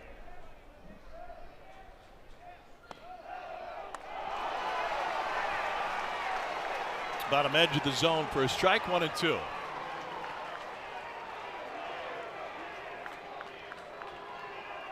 Tony Vitello loves it. He's working them even when he's not directly working them. Good take there by Reese Chapman. One of the things you've got to be able to do when you face a guy like Root who's running up there 95, 97 miles an hour, you got to be able to put on the brakes late. That's a breaking ball there that Chapman almost offered at, but was able to hold off just at the last second.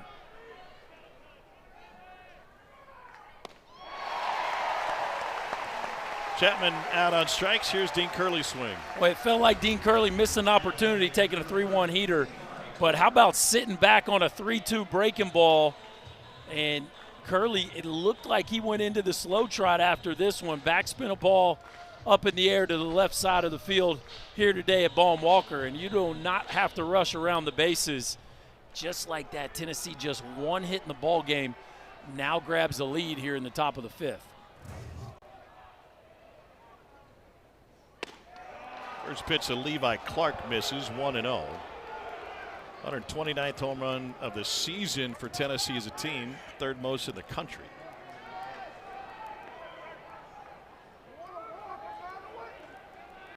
Clark sent one back up the middle for a ground out his first time up. And does it again, right back at Root.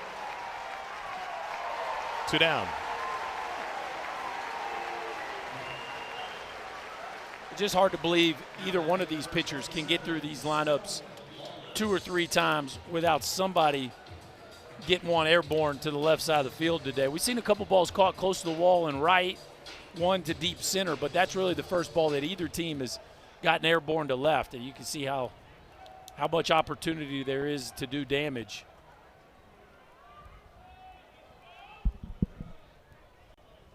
And so Stone Lawless with a chance here. First pitch breaking ball.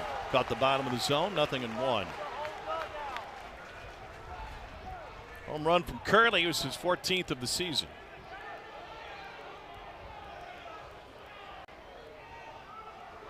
Lawless is a redshirt freshman out of Huntsville, Alabama, Huntsville High School. And he looks at a strike at 95. He was a top 5 recruit in the state of Alabama coming out of high school, also their starting quarterback. 6'2", 219.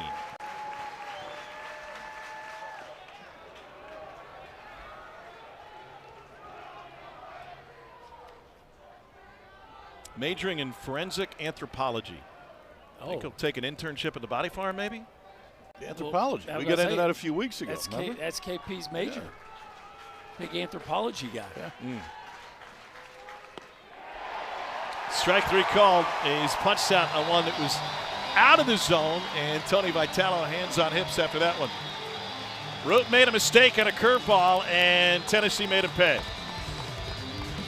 One swing can make a real big difference, especially if it looks like this.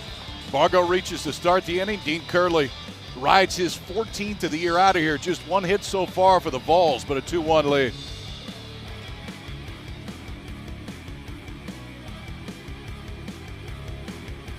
Final 2, Tennessee and A&M with a national championship on the line. That ball is hammered high.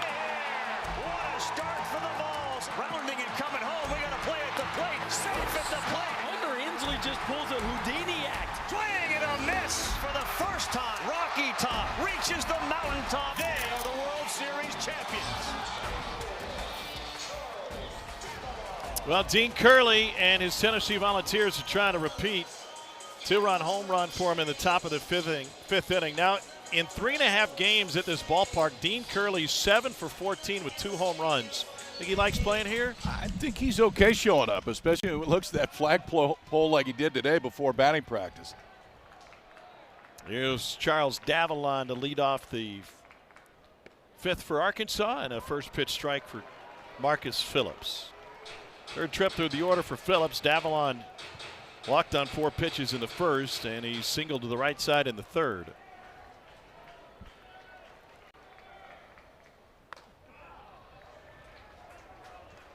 Where does Phillips go next in his approach, third trip through the order?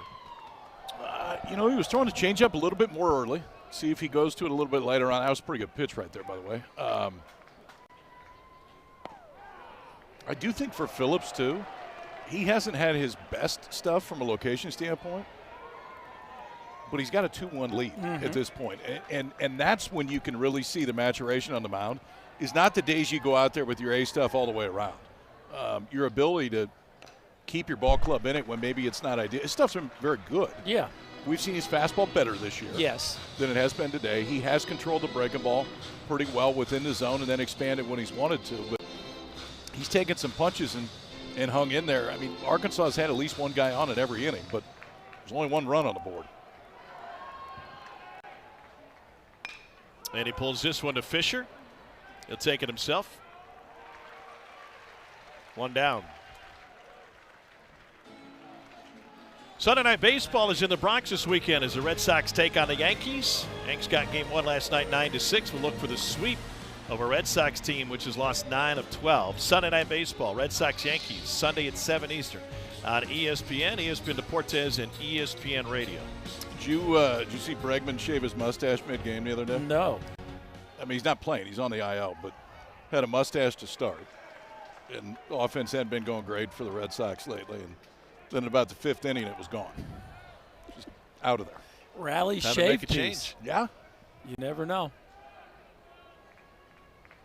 I mean, surely your facial hair could impact your teammates' ability to score runs. Everyone knows that. Yep. Well, a few years ago, he wouldn't have even had facial hair anyway. 1-1 to Aloy, SEC Player of the Year. Andrew Benintendi won it in 2015. Backhanded. Keelan. 2 down. Nice play. Those are tough ones to keep your nose down. That ball hit over 100 miles an hour to your backhand. Natural surface. Nice job there by the Tennessee shortstop of hanging in there on that one. This is an easy one to peek on, Tommy. This is the one that as it's scorched to you, you don't have time to get around it, and you're just making sure you finish the catch. Keelan keeps his nose down and takes care of a very difficult chance there across the diamond. What do you mean peak as Logan Maxwell stands in? Well, you get just a little nervous about a ball coming that hard at you with some topspin that last hop might bound up and come towards your noggin. So yeah, you peek a little bit. Maybe the eyes leave the catch, but that did not happen there with Gavin Keelan. Off the face mask of Lawless on a pitch in the dirt, 2-0. We think, by the way, we figured out what Rick Allen, the home plate umpire, was signaling to Marcus Phillips, and that it was that he wasn't engaging the hitter. Just an odd way to signal that to Phillips. Yeah, it was starting before the hitter engaged him. So ultimately, on the mound with the pitch clock, you got to wait until the hitter can get in there as late as 8 seconds to go on the pitch clock, but the hitter has to engage, so look towards the pitcher. If the pitcher starts a movement towards home plate, then ultimately they can call a ball. He had done it twice. The first they warned him, the second called a ball, and now Maxwell works a 2-out walk here in the 5th. It's his second 4-pitch walk of the game issued by Phillips, and it brings the red-hot Ryder Helfrich to the plate. And still no 1-2-3 frames by Phillips.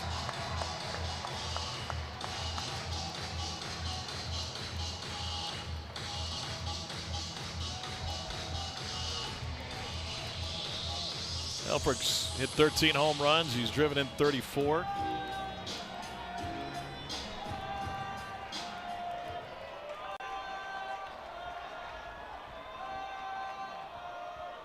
And he tattoos this one to left field. Bargo deep in the corner at the fence, and it's gone! It just sneaks over for Helfrich. A 2-out, 2-run home run, and the Hogs are back in front.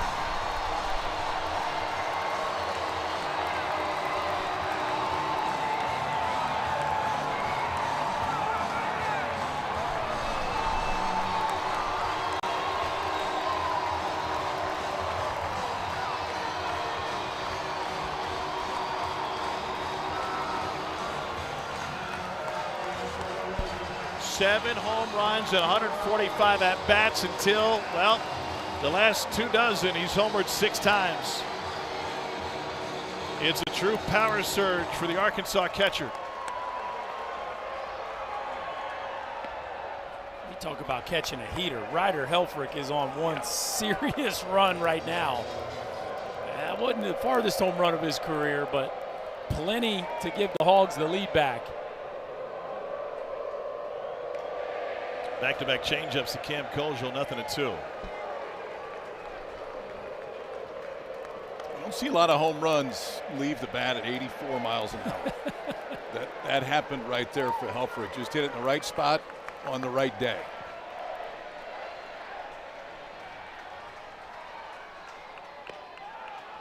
Just off the plate, 1-2.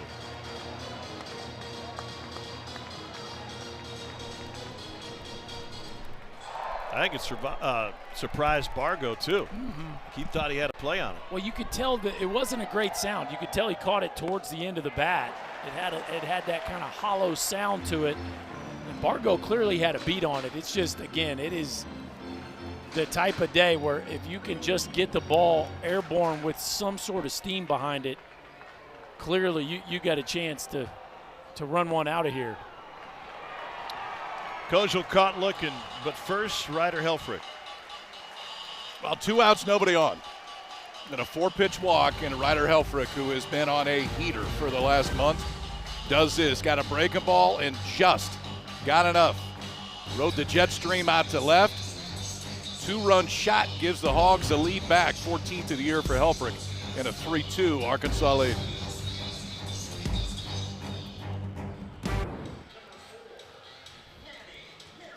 Teams trade a pair of 2-run home runs in the 5th inning, and Arkansas reclaims the lead. It's 3-2 Hogs here, game 1 of a 3-game series.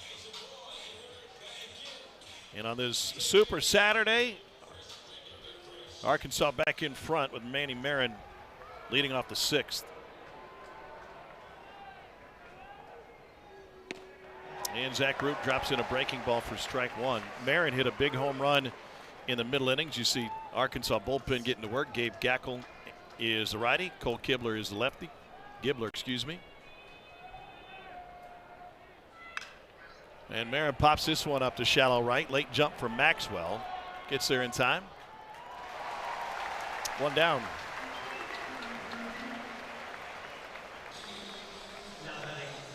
Root making it look pretty easy. getting ahead, changing speeds, still plenty to get in on some of these Tennessee hitters when he needs to. And these are the two guys that Tennessee needs to get going here in this ball game. So far, Keelan and Fisher have both been retired in each of their appearances. Certainly big part of the game plan to slow this Tennessee offense down. Root was the number 2 starter at East Carolina last year. That's nothing to be ashamed of. The number 1 starter, Trey Savage, went 20th overall to the Blue Jays. And now Root, in his first year with Arkansas, has real draft helium. And he's showing why today, 0-2. Yeah, we got some arms in this series. You got some big leaguers. Phillips has got a great chance to pitch for a long time. Root does as well. Both starters tomorrow. Plenty that roll out of the bullpen. Missed with 97, 1-2. That's been the interesting thing about Root here in this one. He's grabbed some 2-strike heaters. Seen some 93, 94 earlier in the count. We've seen 97, 98 with 2 strikes. Keelan 0 for 2 today. And now 2 balls and 2 strikes. Twice the Tennessee shortstop has grounded out to second base.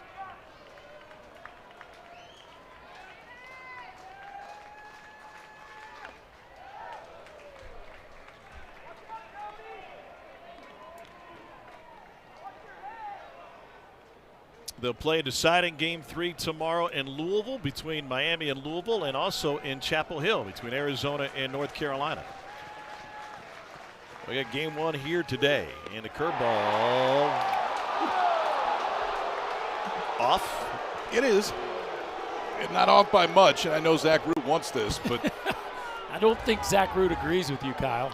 no, his facial expression, body expression, and then arm expression would indicate that he didn't.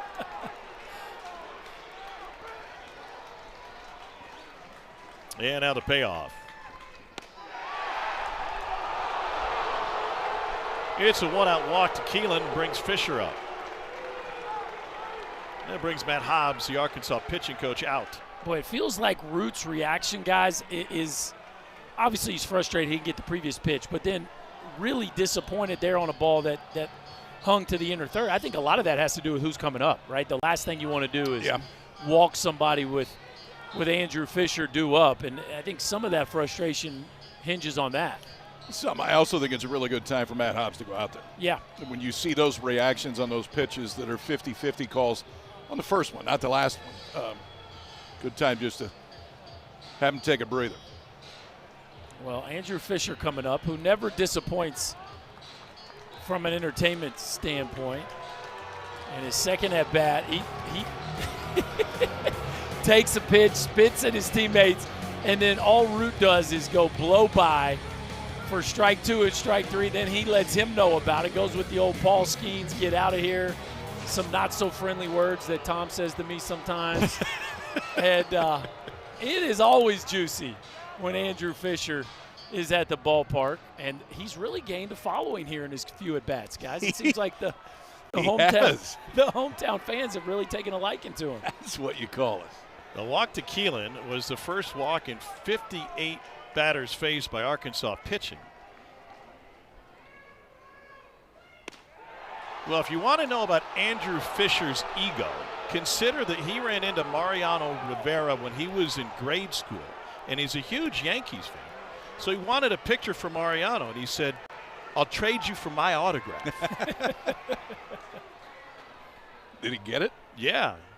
I don't know if Mariano got his autograph. The pitch is low, 2-0. A little bit more muted on that take there. Longest active streak in Division I. He's reached base safely in every game this year and final 5 of last year. 3-0. Just being too careful right now? Boy, it feels like it. You know, part of it, he's only 77 pitches in, but I do think there's an emotional toll of pitching in a game like this and being as sharp as he was to start the ball game. You just wonder, maybe there's a little bit of fatigue here with Root.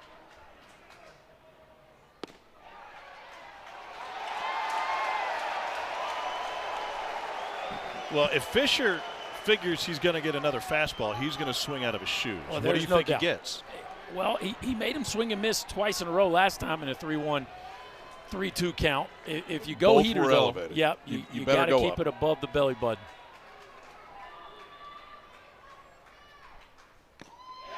And he did, 3-2.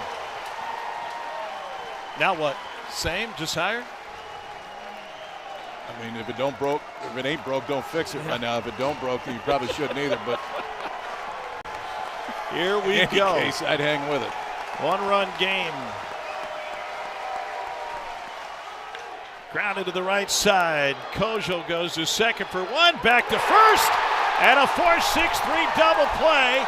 And Root is all sorts of fired up.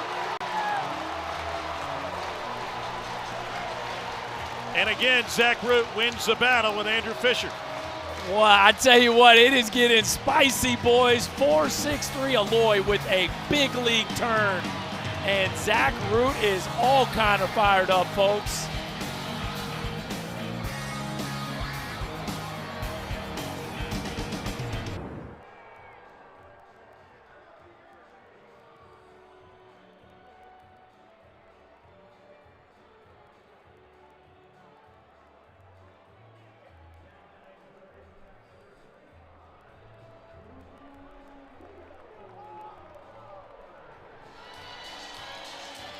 All right, Dari, thanks. While we're at break, the umpires met with both head coaches. They gave a warning to both sides. Tony thought he was at a comedy club. He said it was a joke, in so many words. Well, you know, I think the Wasn't series gonna is be now boring. begun. Yeah, we have warnings on each side. Kuhio Aloy at the plate. He is 1 for 2. And a breaking ball low and away. America gets to see Rock Chalowski tonight, which is awesome. I mean, we talk about the shortstops, obviously Kuhio Aloy, Vahiva Aloy, one of the best in the country, but the kid out in Westwood's pretty darn good himself. Well, we said it was very clear early on it was the year of the shortstop, and 2 of the 3 are Golden Spikes finalists with Alex Lodis and Vahiva Aloy. Rock Chalowski was certainly another great candidate that could have been a finalist, but lost out to Liam Doyle. There's so many great shortstops this year. Chalowski right there at the top of the list. 2-2 to Aloy, who singled his first time up.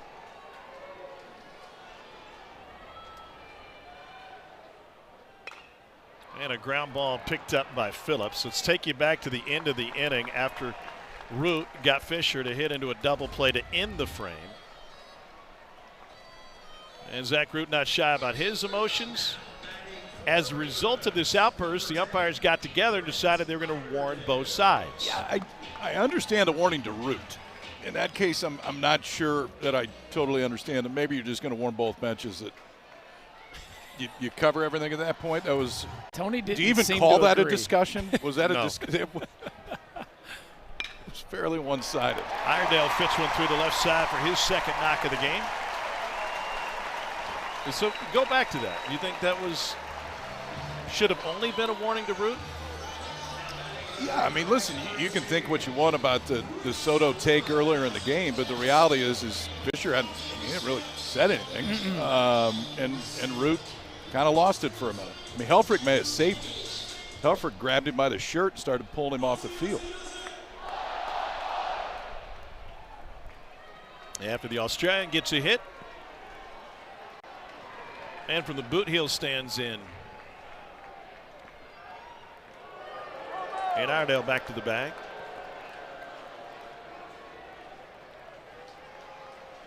Tennessee is happy to wear the villain hat and to play that role. They have individual players that feel that way. They have a head coach that feels that way. There's a great article and an interview that Ryan McGee did with Tony Vitello this week that's on ESPN.com. And Tony, in summary, said, I don't really care what people think. And he coaches with a chip on his shoulder. Here's my question as far as the umpires today. Do you think that reputation caused a warning for both sides? It didn't help. That's for sure. I mean, all the way back to the second inning. They warned Tony about balls and strikes in the second inning. So umpires know when they have a Tennessee game. And listen, I mean, Tony's fiery, and plenty of times he's fiery and didn't do anything to potentially get run out of a ball game. But they're definitely aware of what's coming out of that dugout, maybe more so than you would be walking into any other game. I do think there's an argument, though, for Root's outburst was clearly over the top. And to this point, Tennessee hadn't done anything that would be on par with that. That's what I said. Yeah. I totally agree with you. Tennessee will go to the bullpen. It'll be the end of the line for Marcus Phillips after 5 1/3. And the left-hander Dylan Loy will enter with 1 on and 1 out. 8 years ago today, Tony Vitello left Arkansas as an assistant to Dave Van Horn to take the job on Rocky Top. And they're making him feel like a visitor today.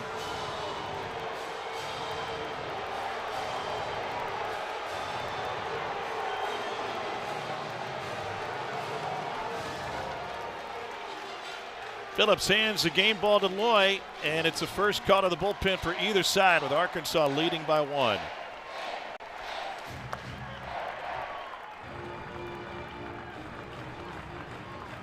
All smiles for the Razorback faithful. Marcus Phillips 5 1/3 through 94 pitches, 8 hits and 3 earned, and he hands the ball off to Dylan Loy. Loy filled a little bit different role to start for Tennessee last week in the opener role, and then they brought him back in the bullpen later on. But 32nd appearance, outstanding against left-handers this year for Loy. It's a fastball that will be 90, maybe a tick above. But that slider, particularly against left-handers, has been outstanding. I think he was good, man. He was. I think he was good. I think in this environment, in this offensive environment, he's given them a real chance to win. And Robinette strokes the first to the right side. It gets under the glove of Curley. And Arkansas has got runners at first and second with 1 out. That was not a hard hit ball. Did that make it tougher for Curley? And it almost looked like some topspin. It looked like he thought he was going to catch that ball on his feet. And then as he got to it, that ball really dove down and just got underneath his glove. A ball that really hung in the air a while. It felt like he was going to get to it. Watch, it just gets below him. Yeah, in a game this tight, you have to get an out there. I don't think you turn it 2, but you got to get an out right there. It was like he was late to decide to go down and catch that thing, and because of that, he wasn't able to make a play that I think he probably feels like he should have made. It's just the 6th hit in 50 at-bats for lefties against Dylan Loy.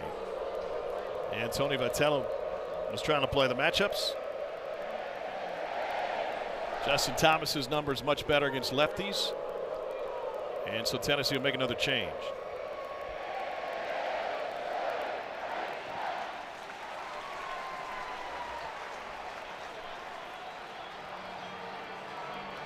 Tennessee will turn to Braden Krenzel out of the bullpen with 2 on and 1 out.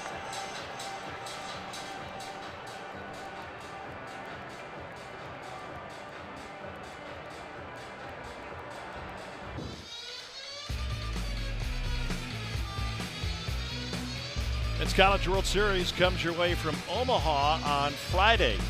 Think it'll ever get back to Kalamazoo?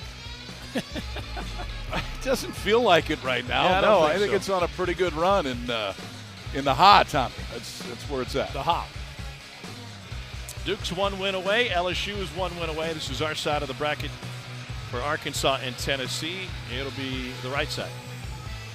Braden Krenzel will face the 9-hole hitter Justin Thomas, freshman from Dublin, Ohio, 6'3", right-hander. He threw really well last week. He was good, man. He was good. He's been good for him in the second half, and the role has grown as the season has gone on. It's low 90s fastball will bump up 94, 95 with a really good slider.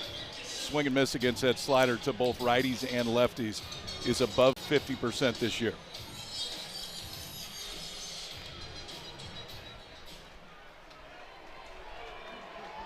Back-to-back singles from Iredale and Robinette, and now Justin Thomas Jr. in the 9-hole, and the first pitch low, 1-0. Krenzel giving up about, or his outs, I should say, the primary goal for Krenzel, trying to get the ball hit on the ground. Kind of a classic sinker slider, changeup guy, and 57% of the results against him this year on the ground. Perfect time here to bring him in and try to get a 5-4-3, 6-4-3.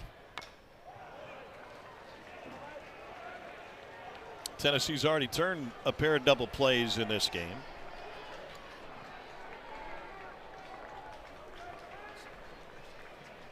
Tony Vitello's team had only turned 32 in the entire season. 63 games coming into today. And it's lifted to shallow right field. Chapman on the run, makes a catch. 2 down. That was a really nice piece of hitting there by Justin Thomas Jr. Got inside of that one and punched in right field. Looked like it was going to find green grass, and Reese Chapman just had a perfect jump on that ball. But you love the approach there from Justin Thomas Jr. to stay inside that sinker and try to use the backside of the field, a ball that he almost hit too well and hung up just long enough for Chapman to make a play on it. So here's Charles Davalon. What do you like about his game? Everything. I think there's the hit tool, the bat to ball. I mean, you look at just how low the swing and miss totals are. Tony V going back to the bullpen, and this makes sense. I mean, the one thing that Tennessee's bullpen has evolved into down the stretch is they can mix and match, and Brandon Arvidsson has become a real weapon. He looks like he's going to get his number called here against the left-handed hitting Davalon.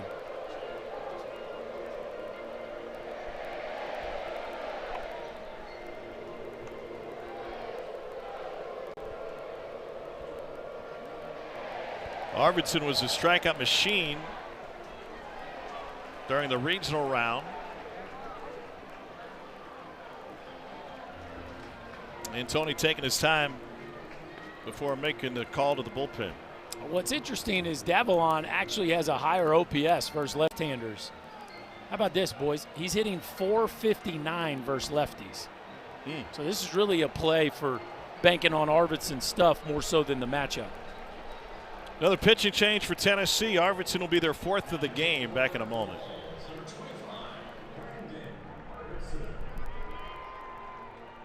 Down here in Fayetteville, we'll send you to UFC 316. Prelims begin at 8 Eastern on ESPN, ESPN Deportes, and ESPN Plus in English and Spanish. And a main card at 10 Eastern on pay-per-view. Buy it at ESPNplus.com/PPV. Summarize it, Tommy. Well, this one could be a UFC fight, the way we've seen some energy in this one. Tennessee hit a go-ahead home run in the 5th inning. A 2-run shot. Arkansas answered with one of their own in the bottom of the 5th. And then since then, the tempo has slowed with Volunteers going back and forth to the bullpen. Zach Root has struck out 5 and walked 1. And what's been a solid start for the Razorback lefty. Here's Arvidsson. He's from Dripping Springs, Texas. They call it that, KP, because the springs there drip out the limestone formation. But you already knew that. Then he went to San Jack for a couple of years before making his way to Knoxville. I did know that, Tom, but thank you for letting America know right now. The role of Arvidsson has grown more over the season as well. And you talked about the strikeouts last week. It's a left-on-left slider that will match up with anybody. Berkey, you said it. Interesting kind of back and forth here. The Davalon has handles lefties really well this year. So has Arvidsson on the mound. Who wins this matchup? And the first pitch is served into left field. Irondale's going to score. The throw will come into second. And Davalon sits on the first pitch. Got exactly what he expected. That is scouting report and just selling out for a first pitch slide. The numbers for Arvidsson against left-handers this year, he throws more sliders than fastballs. Davalon took a chance with the first one, Berkey, and it worked. Long conversation with Nate Thompson. Tommy, you asked me what I liked about Davalon. How about this? How about the ability to sit on? Watch this little helicopter finish. A la David Ortiz.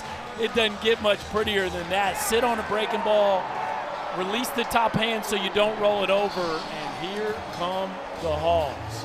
Either Big Papi or Petey Pablo, one way or another, he's swung it around his head. And here's Vahiba Aloy, and first pitch just up to Aloy. Arkansas's last 4 hits have come on the first pitch of each of those 4 plate appearances. It's like they know what they're getting.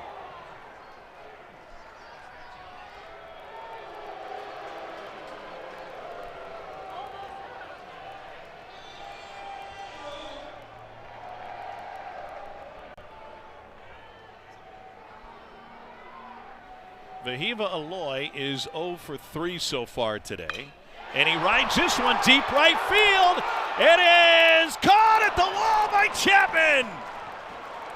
What a play to end the inning and keep the Volunteers within striking distance. Hey now. Hey now, just when it looked like the Hogs were about to gain some separation, Vahiva Aloy stretches this one out to right, and Reese Chapman takes away extra bases from the Arkansas slugger. That is climbing the ladder right there, folks. A ball that looked destined to be a 3-run homer ends up being the end of the inning.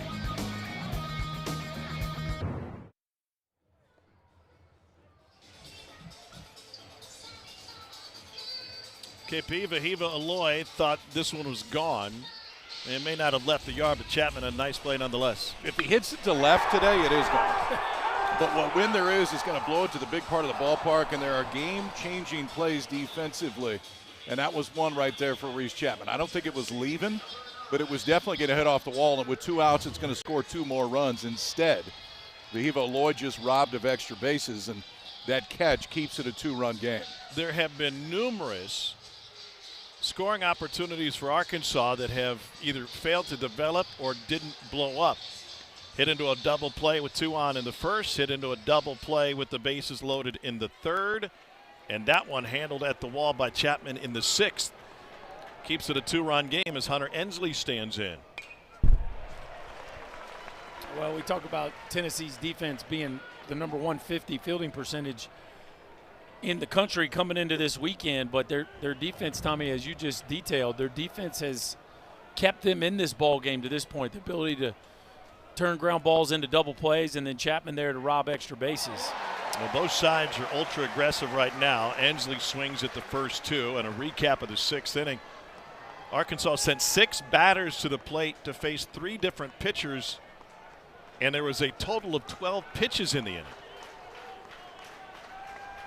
Ensley 0 for 2. He struck out and he flew out, and he goes down swinging on that one. Helfrich applies a tag to finish it. I was interested to see what Root would look like coming out here in the 7th, because one, it's an emotional high when you're going off the last inning. Then you sit for probably 10, 15 minutes, goes back out and throws 2 of his better breaking balls of the game. Ensley can't hold off for Zach Ruta's 6th strikeout today.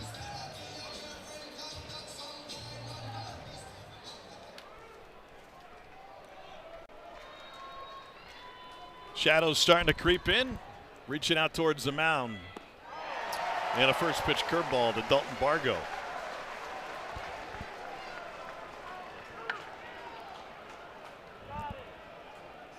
Bargo sent a soft line drive to the right side last time up. It was misplayed by Reese Robinette and turned into an error, and he eventually scored a batter later on Dean Curley's home run. I think Root's pitching with some confidence right now. Yeah, I would say so. And they got that dude to back him up, Gabe Gackle, strikeout machine.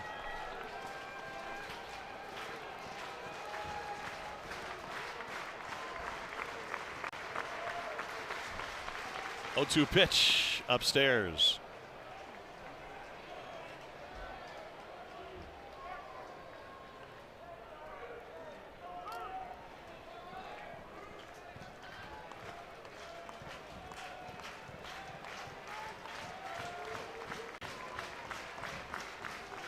And a breaking ball hit to the right side.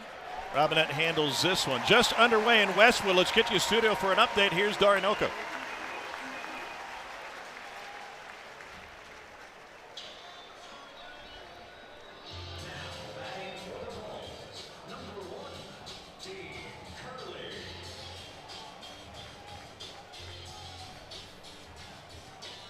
Fire it up. The all-new Dragon Flame Grilled. 1 hit, 1 pitch. Yeah, that's a good start.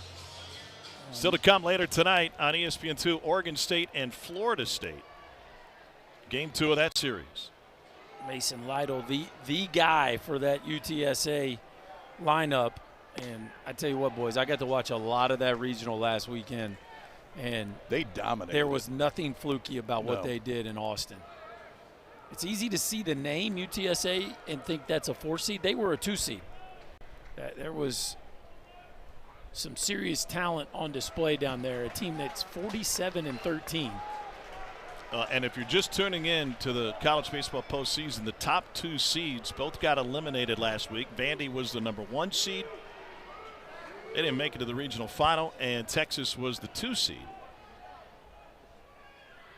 Texas was #1 in the country according to most polls for a good chunk of the season. Both of these teams, Arkansas and Tennessee, have been in the top spot in the polls, sharing it with just a few others this year. Here's a 3-0 to Dean Curley. 4-seamer up and a 4-pitch walk with 2 down. That's the second walk issued by Zach Root today, who's allowed only 4 base runners, 2 walks, an error, and a home run. Arkansas has out-hit Tennessee 10-1. Tennessee has not left a base runner on in this game. They've been erased by the double play, or they scored on a home run. I haven't had many. No.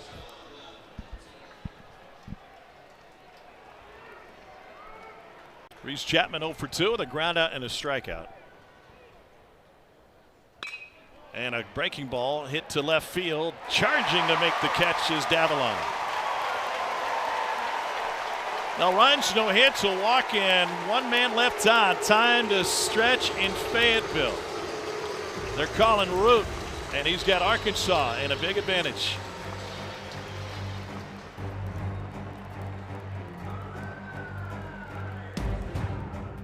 Numbers matter. Well, I think one of them, you're seeing the opportunities that Arkansas has been able to provide themselves. And while they haven't cashed in on many of them, and some of that you got to give Tennessee's defense credit for, Tennessee's just been unable to sustain any momentum against Zach Root. You got to give him all the credit for a team that he did not have a lot of success against just a few weeks ago. He has been at his absolute best in this one here this afternoon. Logan Maxwell leads off the 7th. And drops a bunt down right in front of the plate. Lawless got there in time.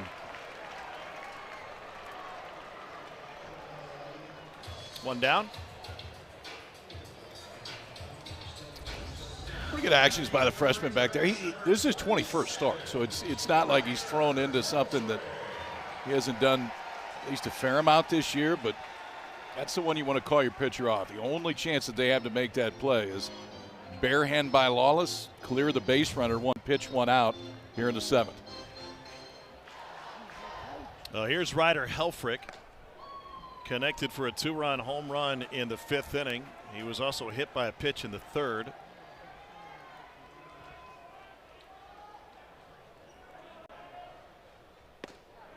Got a huge jump he made in the offseason after laboring through his freshman year on campus. And I asked him, how'd you deal with those frustrations? He said, I didn't. It was awful. Got to the Cape, turned things around, playing with some confidence now.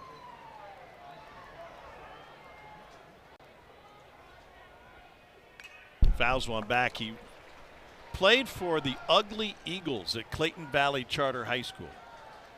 The Ugly Eagles. The Ugly Eagles, not a nickname. That was the real name. That's the mascot? Yeah. That's a first for me. I'd like to see what the mascot actually looks like. Probably like, ugly. How ugly it really is. Like the name, like the there you go, the Ugly Eagles. Ugly. I'm trying to think the adjectives before mascot. Like we are the that you'd the say Fighting no to? Tigers or the Fighting Eagles? No, we don't want that. maybe like the Eagles? Roaring, No, we don't want that. Or sometimes you get like How a about, color like the golden. Hear me out on this. How about Ugly Eagles? Yes, that's the one we're going with. He's punched out on a breaking. But he did. I asked for that background. He said apparently as a football coach in the 70s trying to fire up the team before the game, he said, let's get ugly. Okay. See, I can dig that. Like That feels like more of a baseball thing than football, right? like gnarly or Yeah. gross or Dirt bags. That's right. The Ugly Eagles. I can dig it. 2 down. Here's Cam Kojal. And he rips the first one to the right side. He's swinging early a couple times tonight. 1-2-3 frame. It is the first of the game worked by Tennessee. Just 9 pitches needed.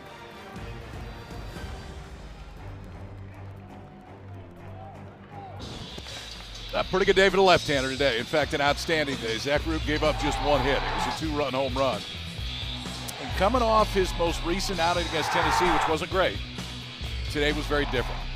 Controlled the breaking ball the whole day, and what I liked about Root, too, is when he needed the fastball to play up, it played up, and a little bit differently. He held it in his pocket as high as 98, but lived 94, 95 the entire day. And if you're Arkansas, this was the way you wanted to draw this one up.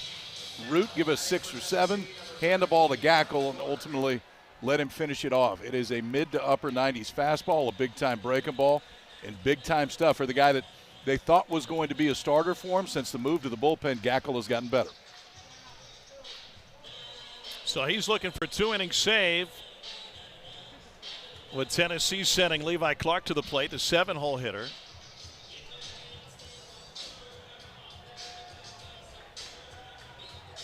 What's the weight?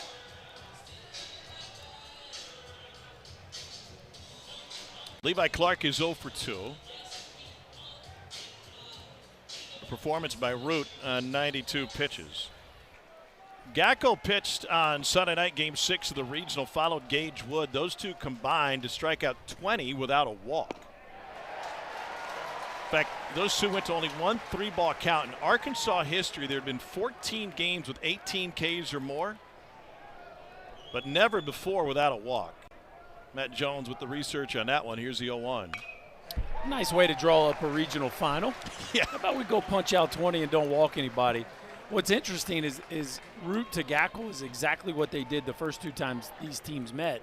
And similar to Root, Gackle did not have a great outing in that ball game. 2 2/3, 4 hits, 3 earned. And so they're hoping he's able to follow Root's lead and be able to solve the Tennessee mystery the second time around.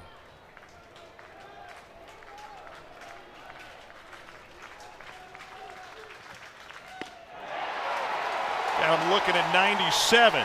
1 down. This is what it looks like when a hitter is hunting a breaking ball, KP. This is a fastball right down Broadway. And Levi Clark is just tardy with his decision. You can see how late his hands are moving there as the ball's already entering the strike zone. And Gackle continues his torrid pace here in the postseason. Stone Lawless is 0 for 2 today, and he fouls off the first one, 0-1. Going back to that appearance against Tennessee a few weeks ago, majority of the damage that Tennessee did against Gackle came from Bargo and Curley. They hit back-to-back home runs in the 7th inning. He may not have to face either one of those if he takes care of business. To the third, Iredale. 2 down. They want to pitch with intent. That's what Creighton's head coach saw this weekend. It's the intent behind the pitch that separated those guys. There's a lot of guys out there that can throw 95, 96. It's not that uncommon nowadays at the college level, but it's the intent behind the pitch that separated them. There was a game day meeting yesterday between Matt Hobbs and his pitching coach. He said, I walked in the room, I played that clip, I turned around, and I walked out. That was the best compliment a pitching coach could get from another coach. It's also the best pitchers meeting that's ever been held in the history of pitchers meetings. Here you go, boys. We'll see you tomorrow. So it's not just velocity, it's how you attack. And again, in talking to Matt House before the game, that's the one thing he pointed out was Zach Root and why he thought he struggled against Tennessee is the intent wasn't quite to the level that they wanted. Ed Service talked about that fastball intent the day that Creighton struck out 20 times. I would say it's been there today for Arkansas. What does that look like from a hitter's perspective? I think the word intent could also maybe be a synonym for conviction. Like it's very clear that they know exactly who they are and what they want to do. And I think from a hitting perspective, when you're in the box with guys that you know believe in their stuff and can command multiple offerings, the challenge to that is, okay, what am I hunting? Because you can get in between, which is what you just saw. Yeah, Levi Clark. You get stuck in between because you do truly know you have to defend multiple pitches because these guys are so sure in who they are and what they feature. And a swing and a miss on a breaking ball. Takes it to 1 and 2. There you go. That's just exactly what you're talking about. You got to defend 96, but watch out for the hook and the split. Okay, thanks. Overcooked it, 2 and 2.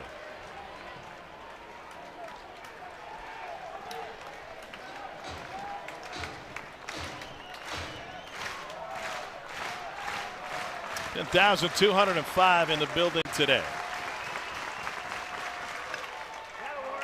Short swing, popped it up to the left side. Davalon comes around it. It's a 1-2-3 frame worked by Gackel. Needed just 11 pitches. 4-2 Hogs.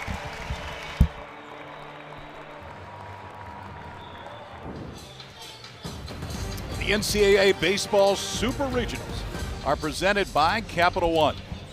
What's in your wallet? NCAA Baseball Super Regional coverage continues this weekend across ESPN, ESPN2, ESPNU, and ESPN Plus. For more information, visit ncaa.com, the home for all 90 NCAA championships. You guys are great. Tom, we'll take the bracket too. It's going to come up next. Just going to tell you what's going on across the country and what we're going to see heading to Omaha. Come on, Brackett. Should we let him work? Come on, Brackett. Not quite yet. Nah.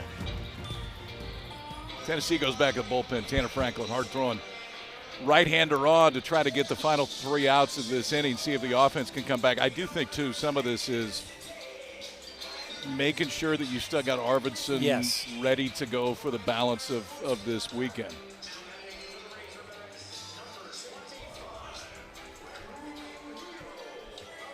Go ahead, Tom. So here's Kahil Aloy, who's 1 for 3. You guys were fantastic. Arvidsson threw just 12 pitches. To your point about being able to return and go back-to-back, perhaps. Hot shot to Fisher. He'll take it himself. And there's one down with Brent Iredale coming up.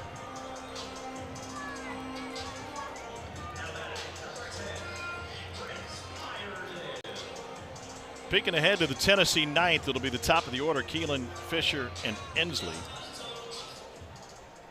Arkansas is 29-1 this season when leading after 8 innings. And Fisher, to this point, has not reached base. No, he has not. I just think you're talking about saving Arvidsson, right? Mm-hmm. So we're going to go to this other guy. Roll this thumber in there to throw 97 at you. It's outrageous. Make it easy. Did we mention that these two teams have power arms?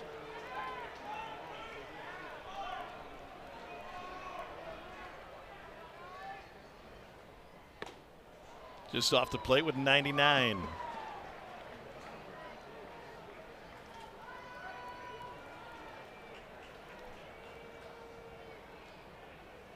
Iredale has a couple of hits. He's 2 for 3. Struck out looking at 96 his first time up.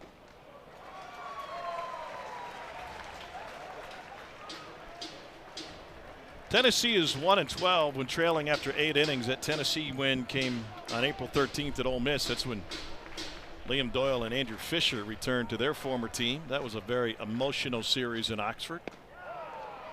Strike 3 looking. Let's get you back to the studio. Here's Dari.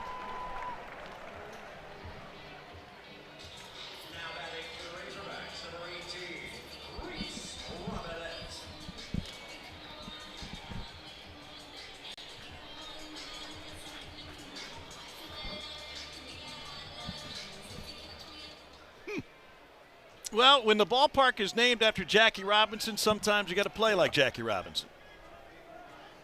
Pat Hallmark has that team playing fearless right now. Those dudes have not blinked for 1 second so far in this postseason. Not surprised at all that they're throwing the first punch out there in Hollywood, as Coach Rooney was calling it all last weekend. Reese Robinette fouls one back. 1-1. That's not quite Hollywood. That's what he liked to call it, so I figured I'd piggyback. Maybe you guys didn't work enough hours. Yeah, you have to find ways to entertain yourself when you're in the studio for 13 hours a day.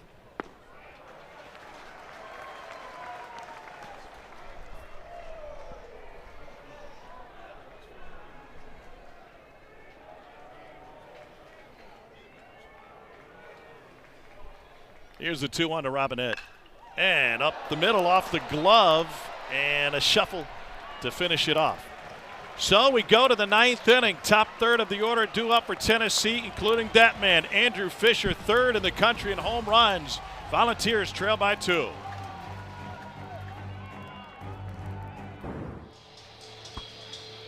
Tennessee faithful in the stands. Their lone win trailing after 8 innings came April 13th at Ole Miss. And it'll be the top of the order starting with Gavin Keelan and try and figure out Gabe Gackel. Gackel retired the side in order in the 8th. Well, you can't draw it up any better than this, KP, if you're a volunteer. You got your top of the order up and just a bloop and a blast away from tying this one up. So give yourself a puncher's chance. Somebody got to get on, and that'll make for some high drama here in the 9th.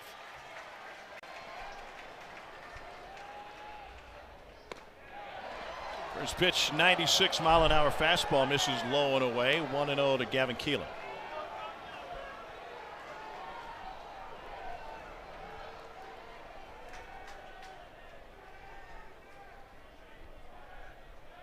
Keelan Jr. from Milton, Wisconsin, was playing for the Louisville Cardinals last year. Louisville's got a game 3 with Miami tomorrow.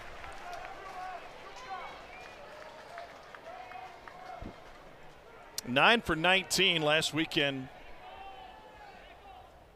in the regional, and he pops this one up to the left side. Long run for everybody. Davalon, last second, makes the play. Boy, fantastic communication right there. Vahiva was flying after that ball, and Chuck Davalon's got to deal with the sun. I know he feels the presence of a big man bearing down on him, and all he does is keep his eyes fixated on the ball, communicates late, and finishes that one off. Fisher engages the local fan base as he's introduced. He is 0 for 3. His consecutive reached base streak is on the line. He's reached base safely every game this season. Okay, in this spot, where even if Fisher hits it in the seats, a one-run game, do you consider bunting just to get a base runner? Yeah, I mean, maybe not 2-0, but if no, they're not handing now. you a bunt single on the left, Yeah. and the guy that matters is standing in the on-deck circle, you just need a base runner. Yeah, I think that is probably past now on a 2-0 count, but yeah, at this point, it's anything you got to do to get on and give yourself a chance to tie the ball game up as a team. And he tattoos this one deep right field. Maxwell to the wall, and it's gone. It's a solo shot for Fisher. He continues his on-base streak, and he makes it a one-run game.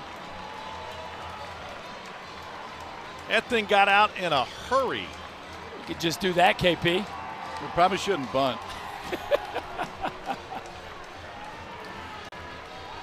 25th home run of the season for Fisher.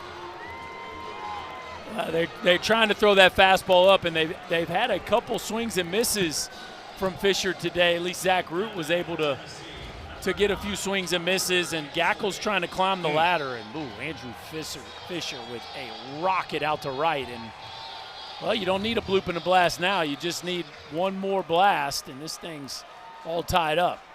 It's 3 bombs in his last 9 plate appearances, and the first pitch is up to Ensley.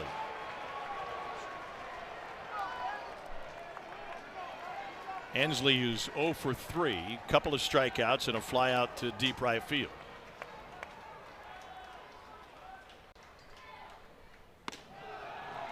Two and 0, and Helfrich will make a visit to Gabe Gackel. This is not the feel of a ballpark that's 2 outs away from a big game one win. Is it to y'all? I mean, it feels a little tense in the building right now. Well, they've had some postseason struggles here at home over the years. Seem to get over the hump by sweeping through the regional and dominating in the 3 wins.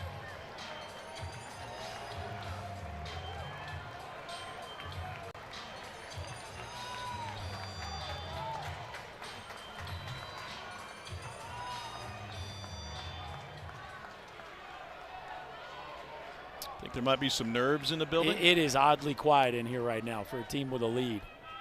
2-0. To short, Lahiva Aloy. 2 down. Is Not he going to rock be quiet solid or anymore. what? Not going to be quiet anymore. Here they come. Here they come.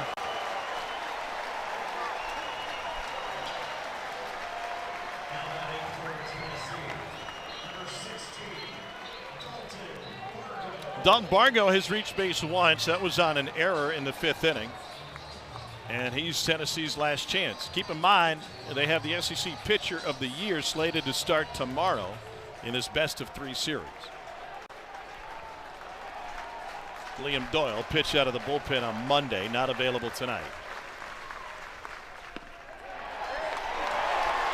First pitch strike from Gackle.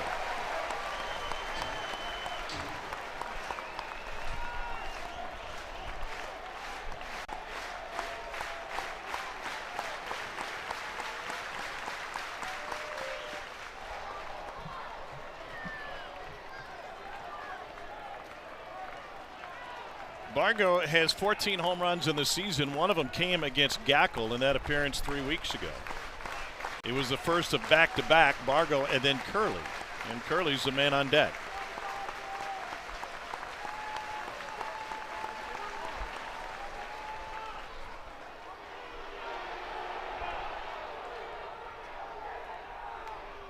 It's a warning for not engaging the batter, I believe by Rick Allen.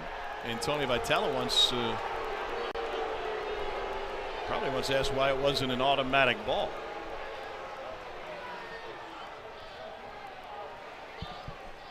You could see Bargo kind of step away and say, hey, what are we doing? You gonna throw a pitch or not? I think Gackle disengaged too. I think he stepped off the rubber right at the last minute. So is that why he pointed to both dugouts, almost as if they both? No, called a timeout? I think it was to say that he disengaged. Roots started it. They're trying to see if Gackle can finish it. 1-1 to Bargo. Swing and a miss.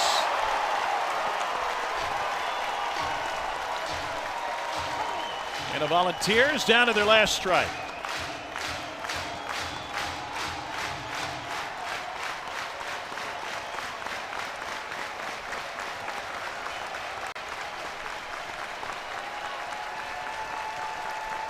The 1-2. Ooh.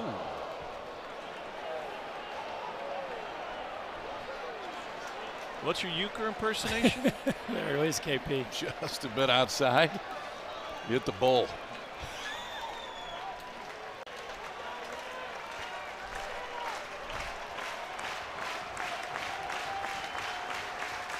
Two and two to Dalton Bargo.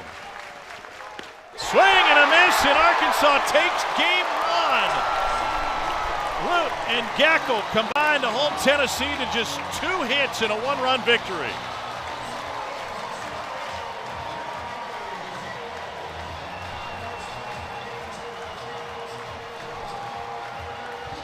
Razorbacks 423 miles and 1 win away from Omaha, but they have to contend with the SEC Pitcher of the Year, Liam Doyle, tomorrow. Pretty impressive stuff, KP. This was an Arkansas team that is as talented as any team in the country offensively and on the mound. And boy, did they show off today on the bump. 2 hits allowed? Yeah, 2 hits allowed, both home runs. But 2 guys that when these teams played a month ago weren't very good against Tennessee. Zach Root wasn't great. Gabe Gackle wasn't great tonight. They were outstanding. And, I mean, 3 runs on 2 hits to control that offense, which is one of the best offenses in the country in Tennessee. The way this staff did today is saying something.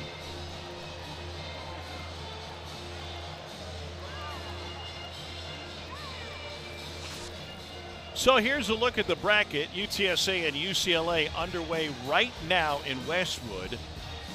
Duke beat Murray State. LSU leads the series with West Virginia with a 16-9 win. And now Arkansas is 1 win away from a return to the Men's College World Series.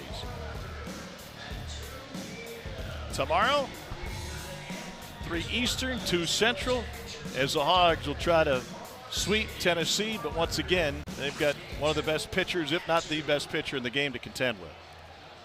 So a lot of the reasons why we were looking forward to this series.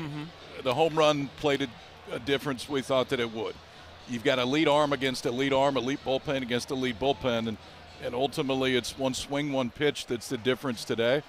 I wouldn't be shocked if it's the same thing the next 2 days. Yeah, I agree. I think with the way both these teams look on the mound right now and really have star power starting the ball game with Doyle and Wood, but then also love their pieces in the bullpen, it's going to be very difficult for both of these offenses to sustain momentum. Let's take a look at tonight's Capital One rewarding performance. It belongs to the Arkansas catcher. This the difference maker in the 5th inning. A guy who's red hot came up with a man on and 2 down. First pitch breaking ball, and that's hunting a pitch and then capitalizing when you get it. Again, he probably didn't catch all of that one, but plenty to run it out of the yard here this afternoon, and that gave the Hogs a 1-run lead after they had just relinquished it the inning before. They were able to tack on another, which was huge because just a 1-run victory and the long ball, as we anticipated, ended up being a huge factor in this ball game.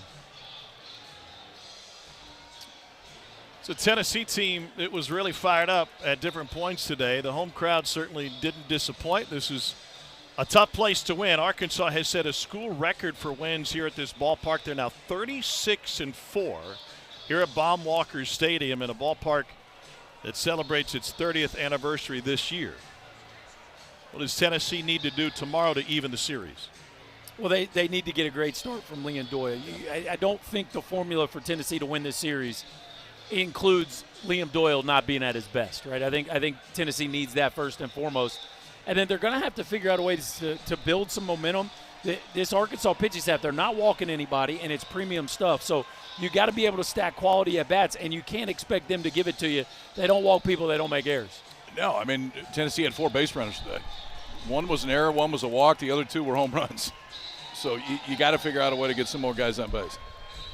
Only one game still going. It's the Roadrunners and the Bruins out west at UCLA. That's going to do it for this one. Our final score, Arkansas 4, Tennessee 3. We'll be with you tomorrow on ESPN 3 Eastern, 2 Central for Game 2. For Chris Burke, Kyle Peterson, our fantastic crew here in Fayetteville, I'm Tom Hart. Thanks for watching. Let's take it to the studio. Here's Dari.